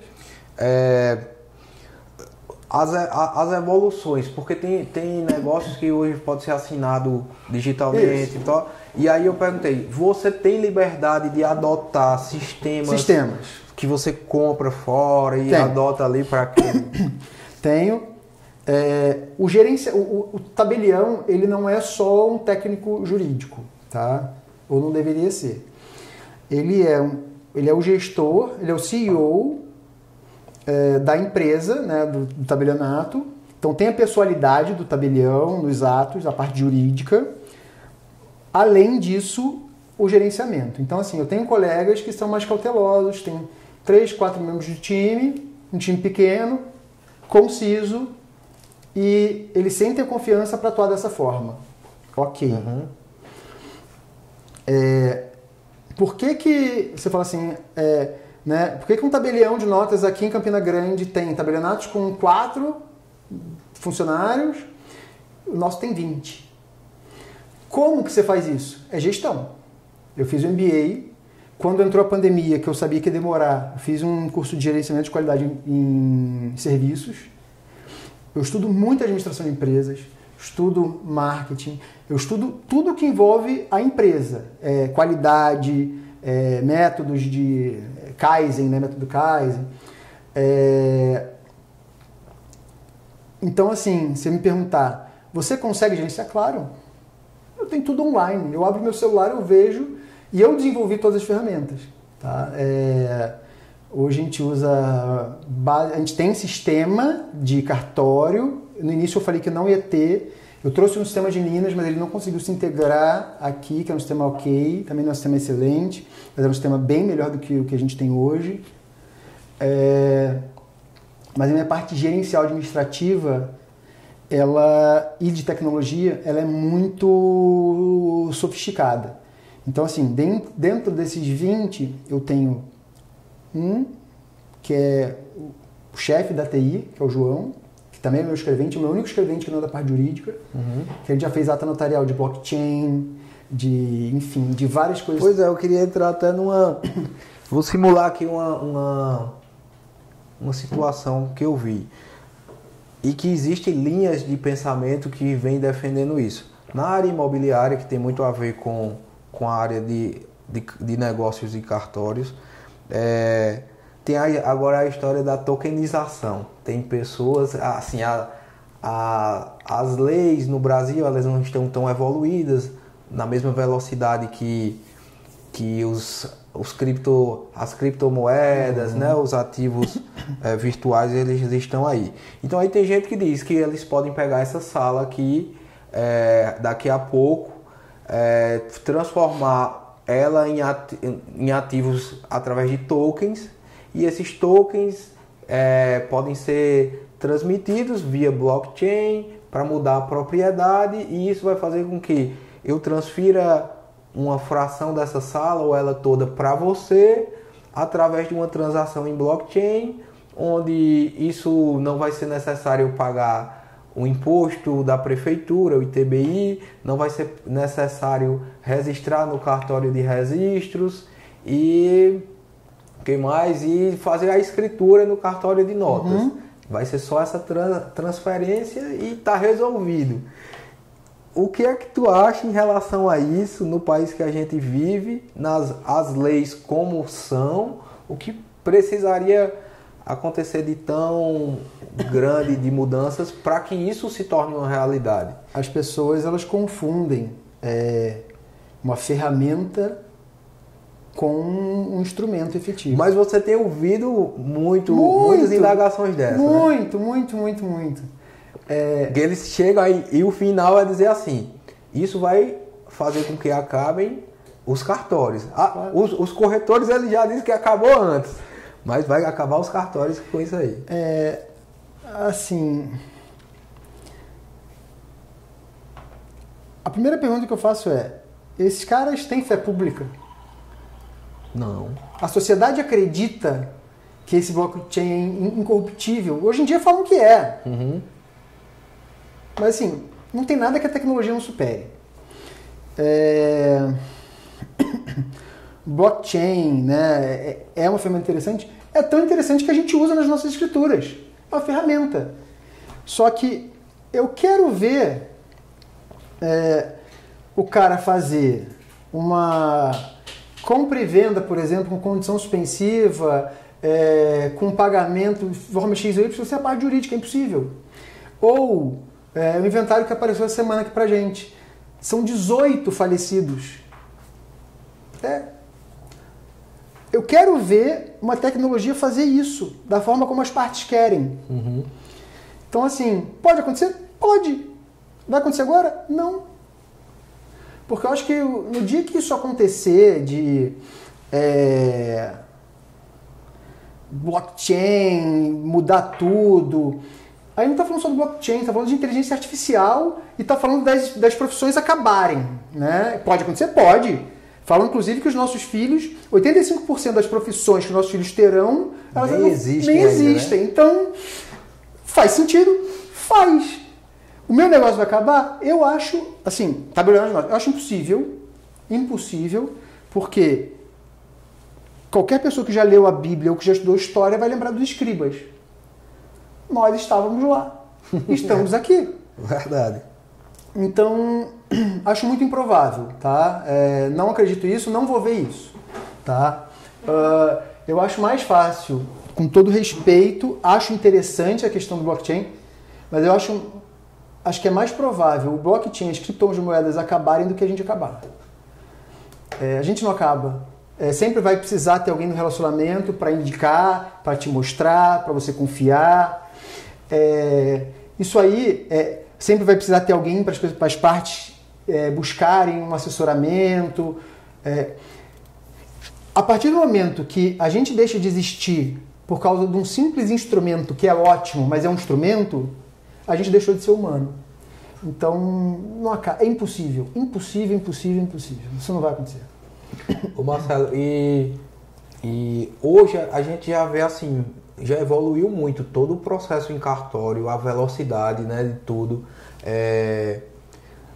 Algumas sincronias com a prefeitura, as prefeituras locais, especificamente aqui em Campina, hoje eu acredito que funciona muito bem. Assim, a gente faz uma venda de um imóvel, faz lá, muitas vezes se eu levo documentos para o seu cartório para ser feito uma escritura, antes, aqui no escritório, eu já fiz pesquisas na internet das certidões dos vendedores, na maior parte das vezes. Então a gente já filtra e tem acesso completo. A gente deixa lá com você quando vocês dão entrada.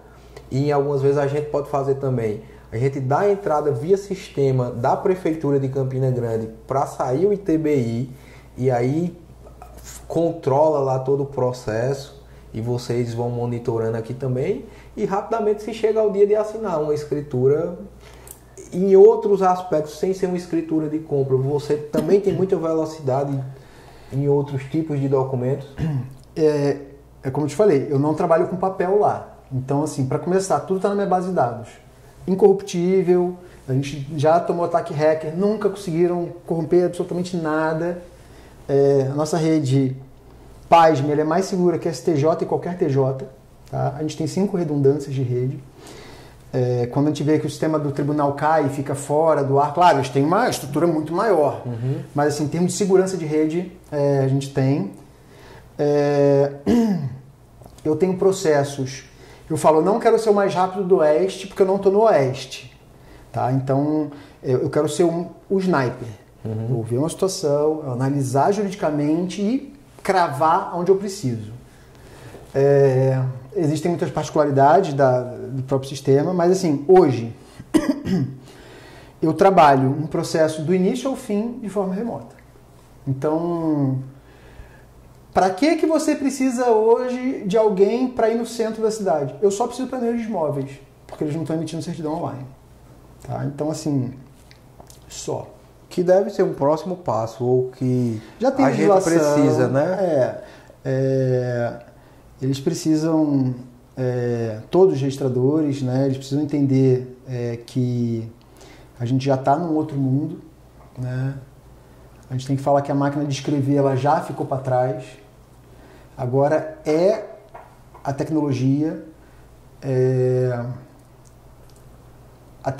para otimizar as funções humanas. A qualificação humana ela sempre vai existir, mas assim, são processos. Eu não posso ter uma disparidade de processo dentro da minha empresa. Então, a tecnologia ela serve para quê? Para eu moldar um processo. Então, eu tenho uma rotina. Eu não posso protocolar 2 escrituras iguais no registro de imóveis e uma ser devolvida e a outra não. Isso é inconcebível e acontece. Então, eu tenho que ter um padrão.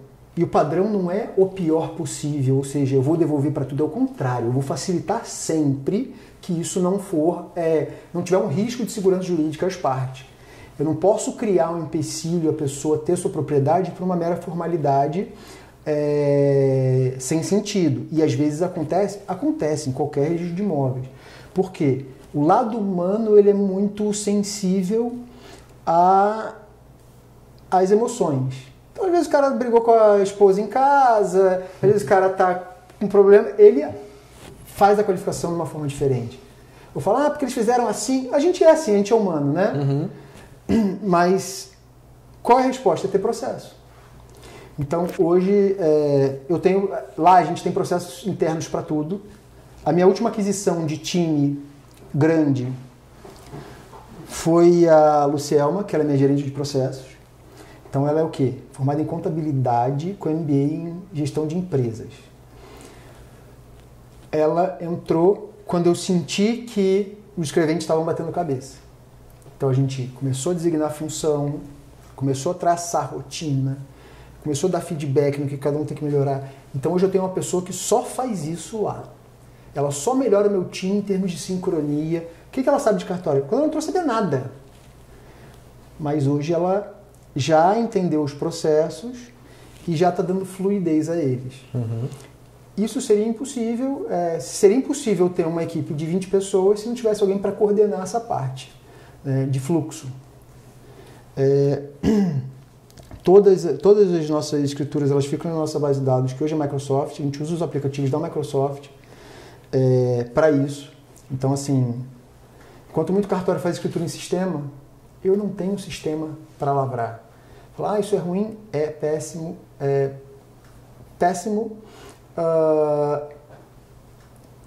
para os outros.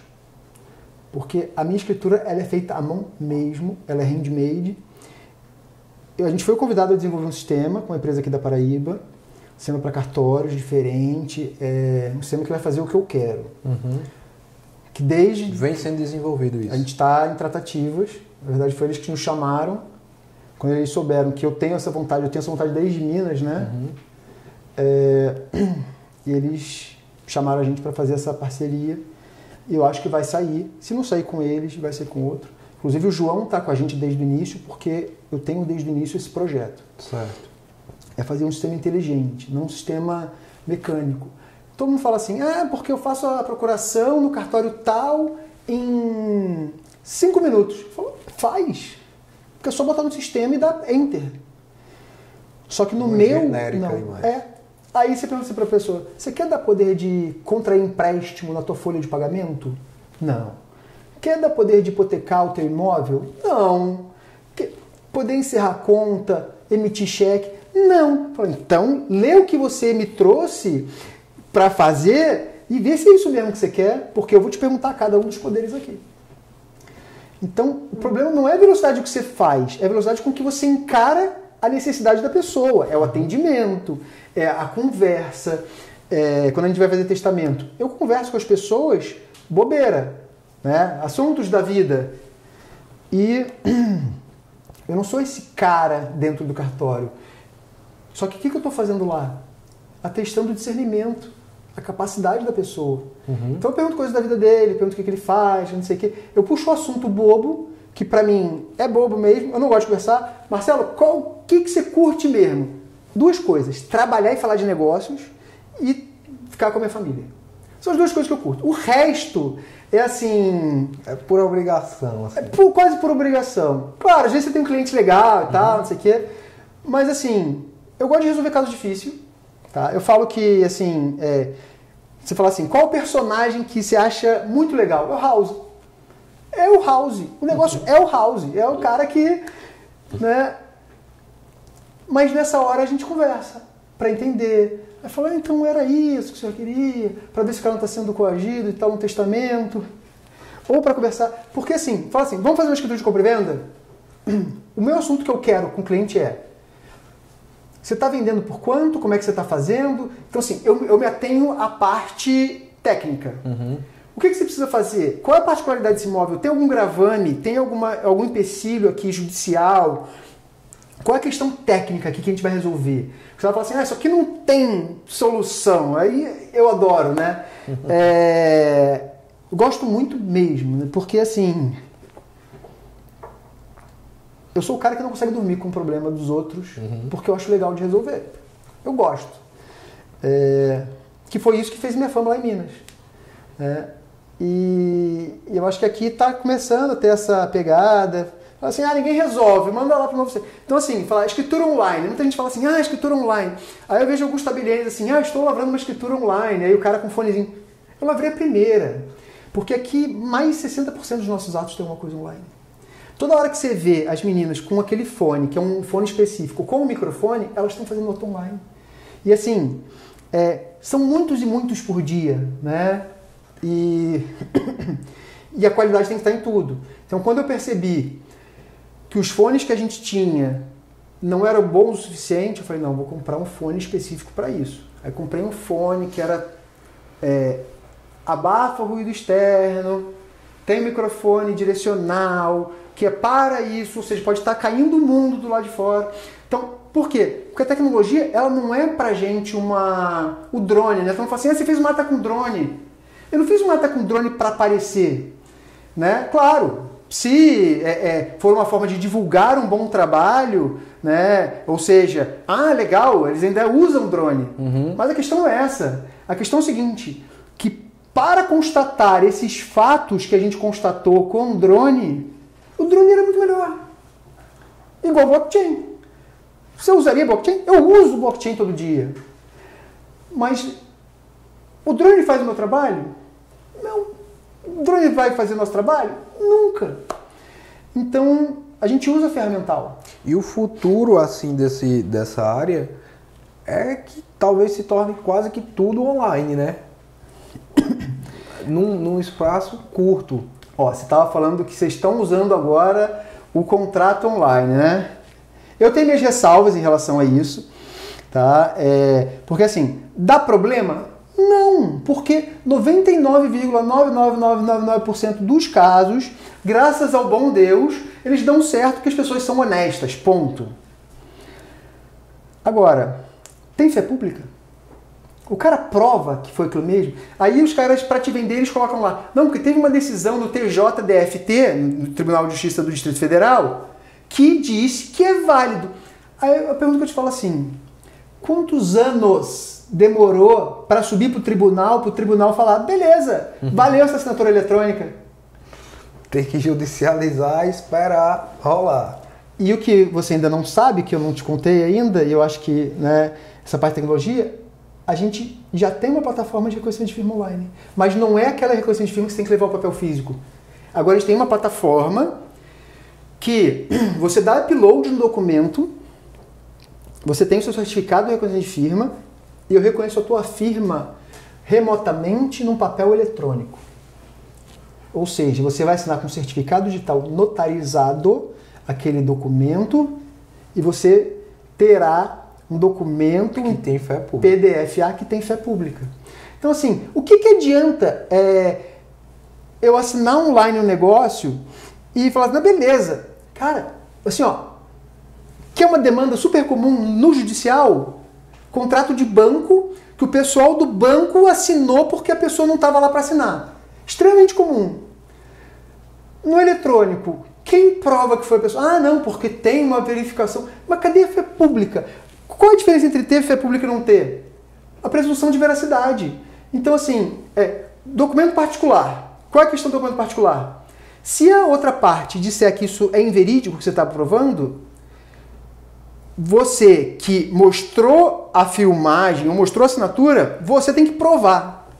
Agora, se você tem documento com fé pública, a outra parte que vai ter que se virar nos 30, fazer o que a gente chama de prova diabólica, que é impossível. Imagina o seguinte, eu tô aqui, assumi por concurso, sou um cara que eu não devo nada a ninguém, devo a meu pai, minha mãe, minha esposa e meus 2 filhos só. E olhe lá também, né? Eu só me comprometo com uma coisa no meu trabalho, com a minha fé pública. Então, qual a chance de eu ser corrompido para falsificar uma assinatura? Para mim, isso é um xingamento. Para mim, isso é degradante, assim. Então, essa é a diferença. A outra, prova, claro que prova. 117 Código Civil, prova judicialmente. Vai lá provar judicialmente. Vê se alguém quer ir para a justiça hoje em dia. Né? Então, o que eu crio? O que eu faço? Eu crio solução. Tem solução mais cara, tem solução mais barata e tem solução de graça. Solução de graça. Compra de boca, compra verbal. Fala assim, mas você está brincando, você não faz. Eu fiz isso, eu comprei imóvel verbalmente. Estou ainda nos trâmites de não com a consultora, né? Uhum. Com uma pessoa física que eu conheci, era uma oportunidade. Comprei. Eu aceitei a oportunidade. O que o tabelião faz? Gerenciador de risco, dentro da legalidade.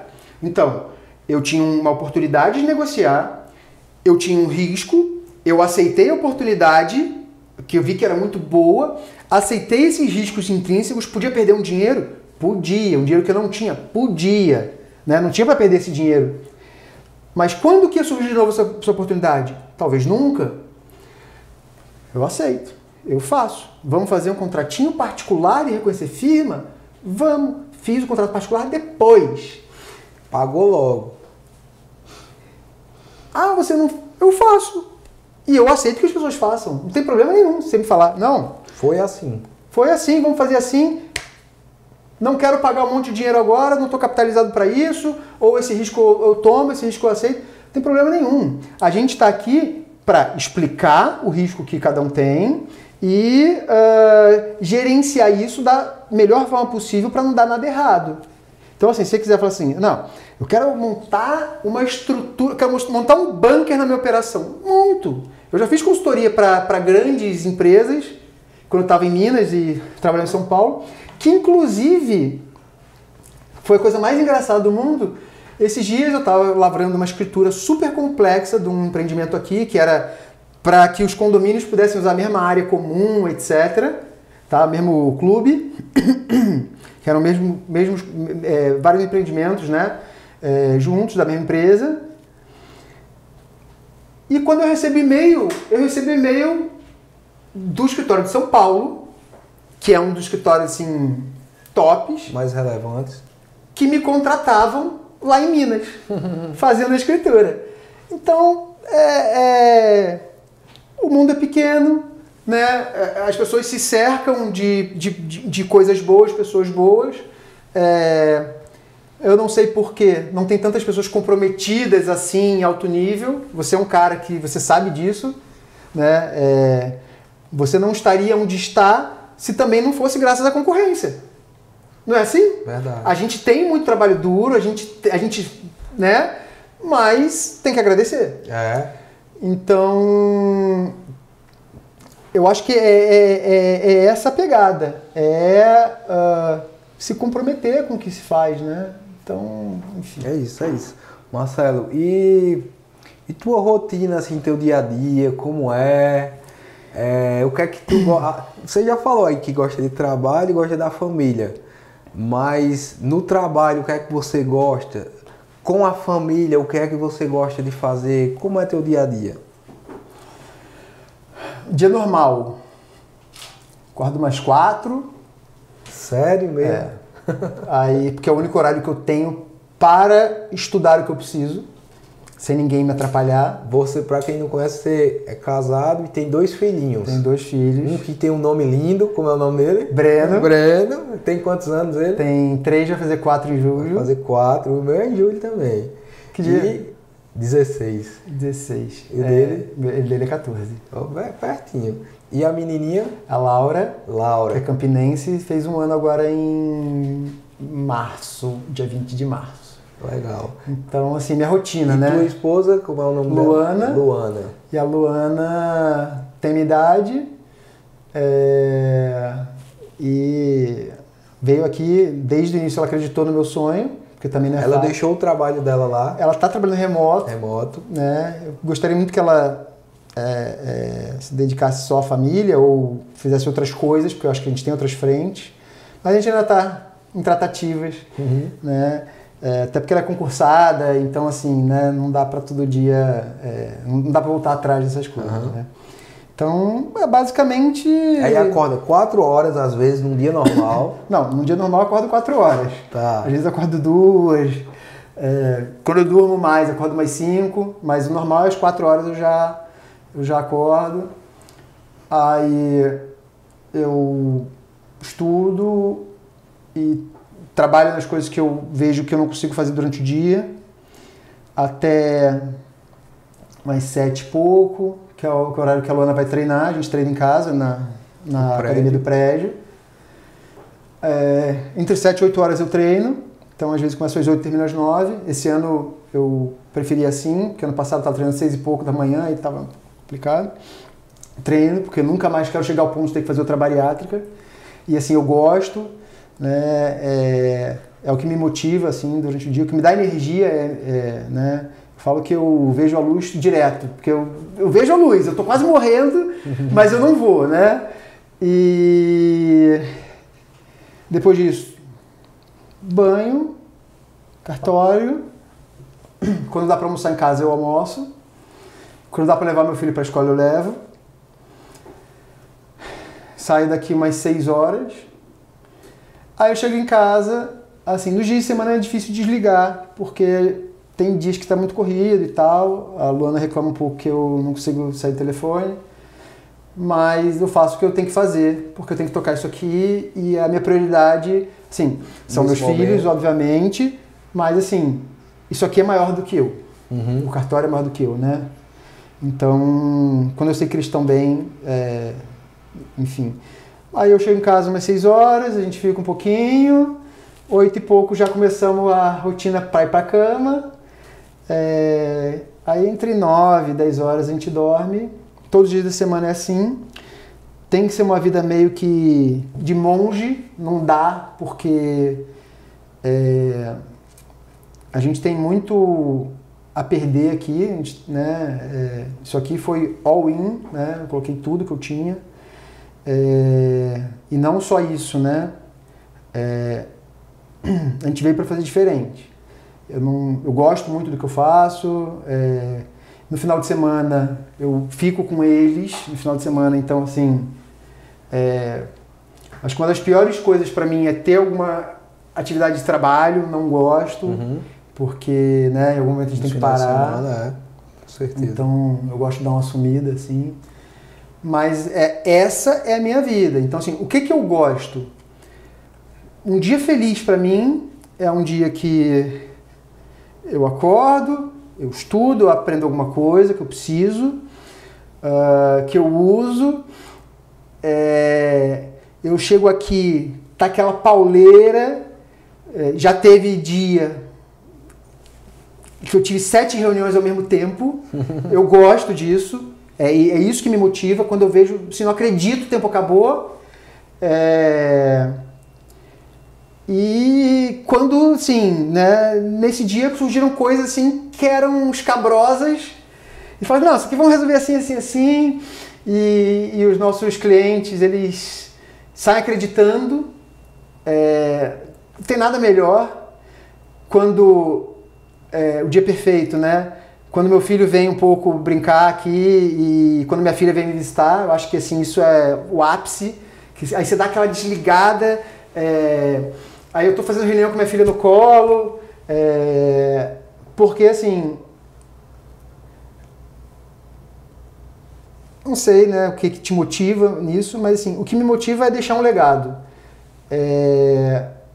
E estar com meus filhos e tentar mostrar isso para eles, que o que é importante, né? Claro, são eles, a nossa família, mas é o trabalho para a sociedade. Não importa se a gente cobra ou se a gente não cobra, eu já quebrei, já tomei prejuízo, né? Enfim, a gente já cobrou, já ganhou dinheiro, mas é o legado.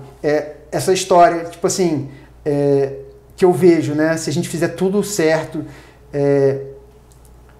alguém um dia fala para meus filhos, fala, pô, teu pai foi o primeiro concursado da história da Paraíba, seu pai quebrou os paradigmas, seu pai foi um cara, assim, que criou uma lei, que ajudou a criar uma lei, e, enfim, um monte de coisa que a gente não sabe no que vem, né? Eu quero muito montar fundos imobiliários, é uma coisa que me atrai muito há um bom tempo, é muita solução para muitos problemas que eu vejo hoje, gerar riqueza, e riqueza pelo conhecimento, sabe? Não é uma riqueza tipo, eu recebi isso, estou fazendo isso, estou sendo conservador. Não. Fazer negócios, criar propostas de trabalho. Para colocar de novo lá. É startup. Tem um sério risco de quebrar, mas quando você faz, aí você fala, pô, o cara é Uber. Né? O que a gente seria hoje sem um Uber? Ô Marcelo, existe até, assim, eu acredito que é um pouco de vaidade também das pessoas daqui da cidade em se vangloriarem que Campina é uma cidade sempre muito pioneira, inovadora, e assim, algumas coisas sim, né? Mas você veio de mercados mais avançados, vem estudando também muito mercados, essa parte que você disse aí de planejamentos urbanísticos. O que é que você sentiu, vem sentindo aqui do que é vaidade, do que de fato é real, do perfil das pessoas, do perfil dos empreendedores? A maior parte do público que frequenta seu cartório são pessoas relevantes, influentes no segmento que trabalha, com uma condição financeira mais privilegiada. Mas assim, essa essência que você vê, ela é compatível com toda essa fama de inovação, Eu acho que tá? Eu acho que assim, o novo sétimo de João Pessoa teria dado errado. Tá? Eu não tenho dúvidas disso. Essa proposta teria dado errado. Então, assim, eu sinto que existe uma valorização muito grande, tá? Do que a gente faz para essas pessoas. Tá? Fico muito contente quando a gente recebe elogios. Né? Claro que eu também sei ouvir crítica e gosto de ouvir crítica, você é um cara que sabe disso. Né? Acho que críticas construtivas são maravilhosas. É difícil de receber, é difícil de digerir, mas são maravilhosas. Mas eu acho que, sim, Campina é uma cidade de vanguarda, valoriza muito o que é bom. Esse prédio que a gente está, ele é icônico, sim.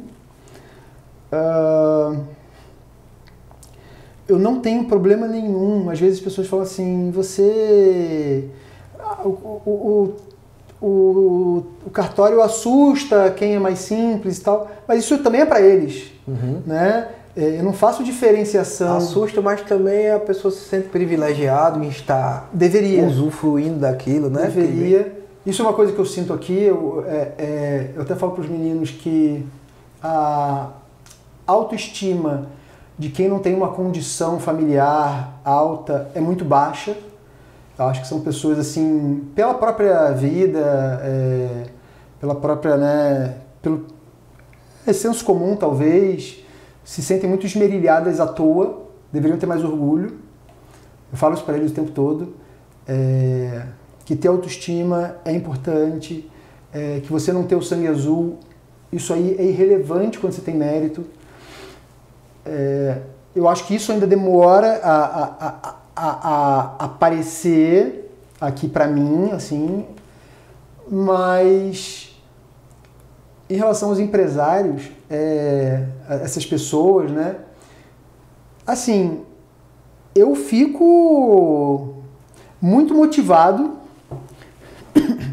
porque eu vejo que eles confiam no que eu falo. Claro que tem os mais arrojados, os menos arrojados. Eu posso te garantir que eu teria muito mais solução, que não foi eu que criei, que eu já vi em outros lugares, que daria para replicar aqui tranquilamente. Então, eu acho que ainda falta... o pessoal quer coisa boa, gosta de coisa boa, gosta de serviço bom, etc. Mas sabe a mágica? A mágica eu ainda não comecei a fazer. E quando der a oportunidade,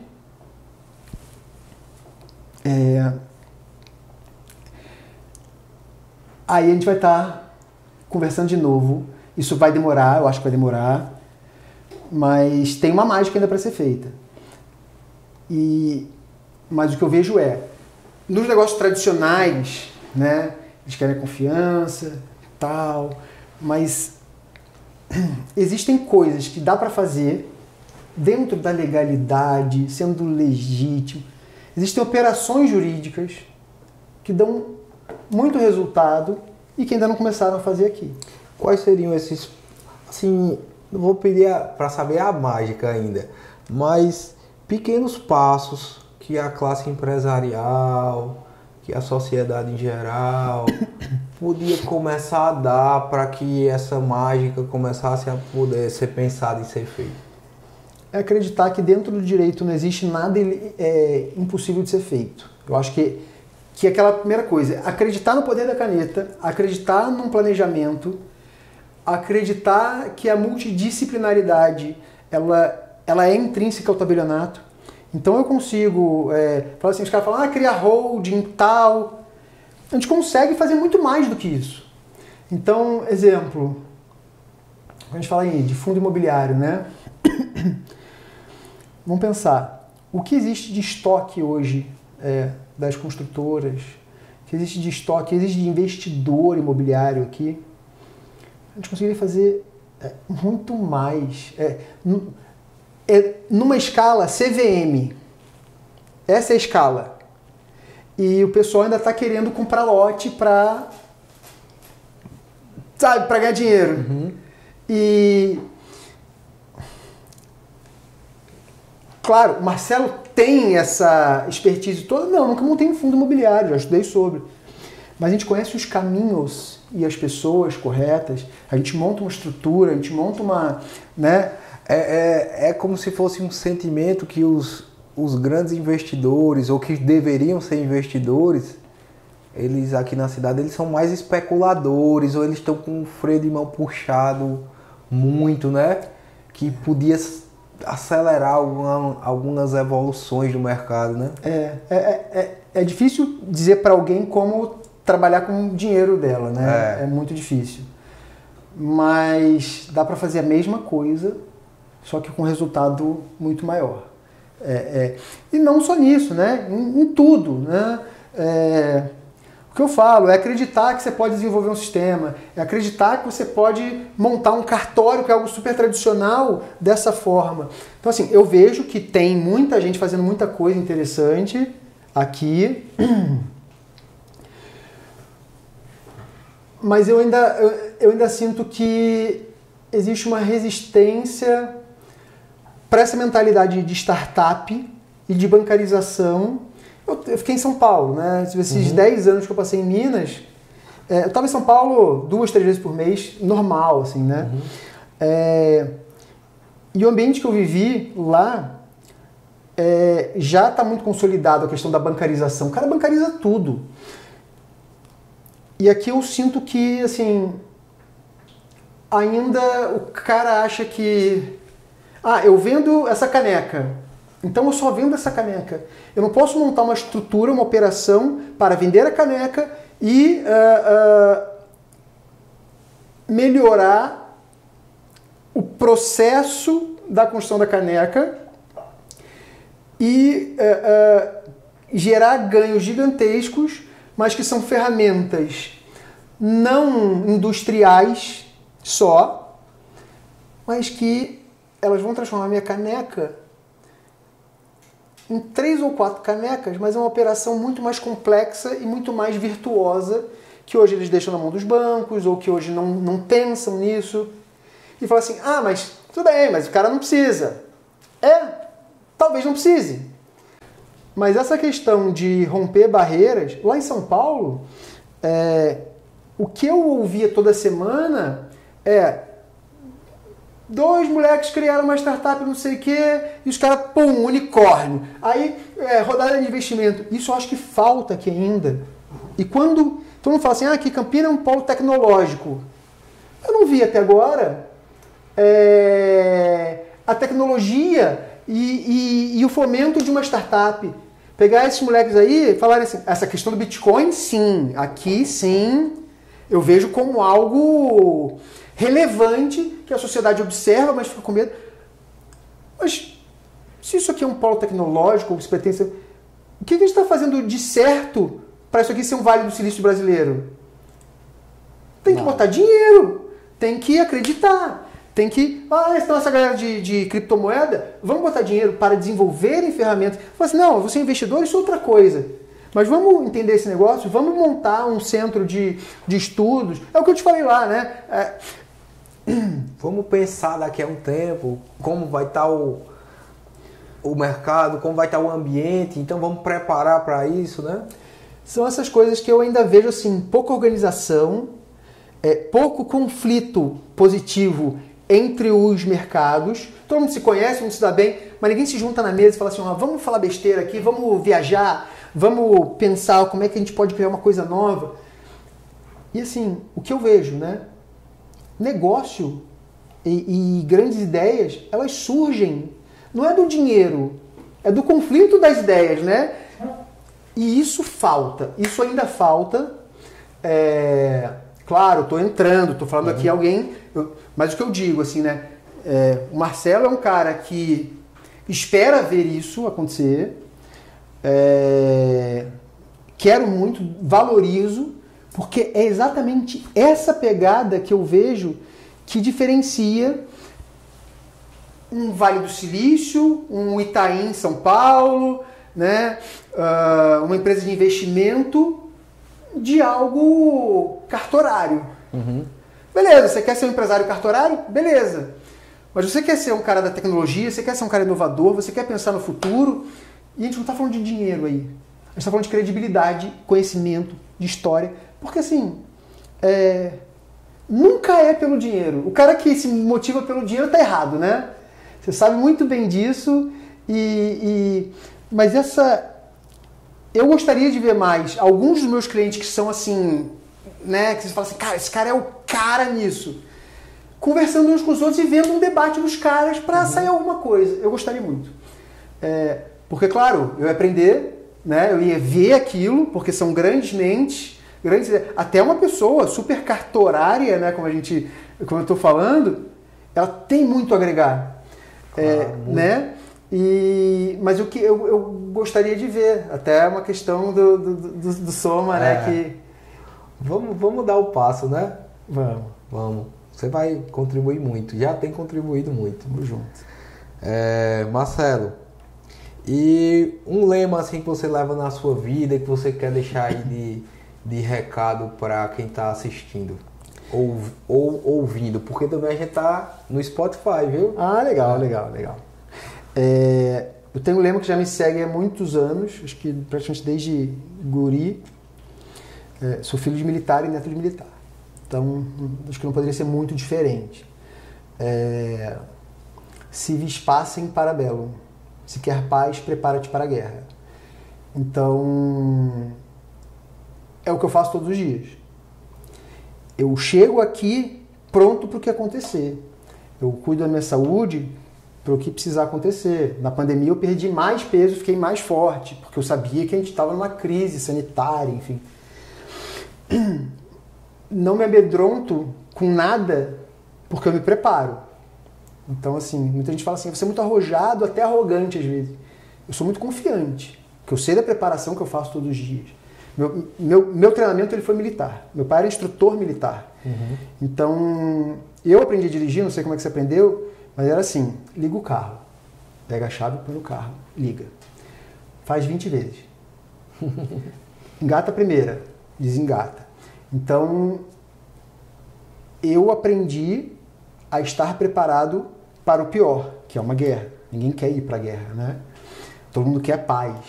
Eu quero paz, eu quero chegar aqui no tabelionato e conseguir levar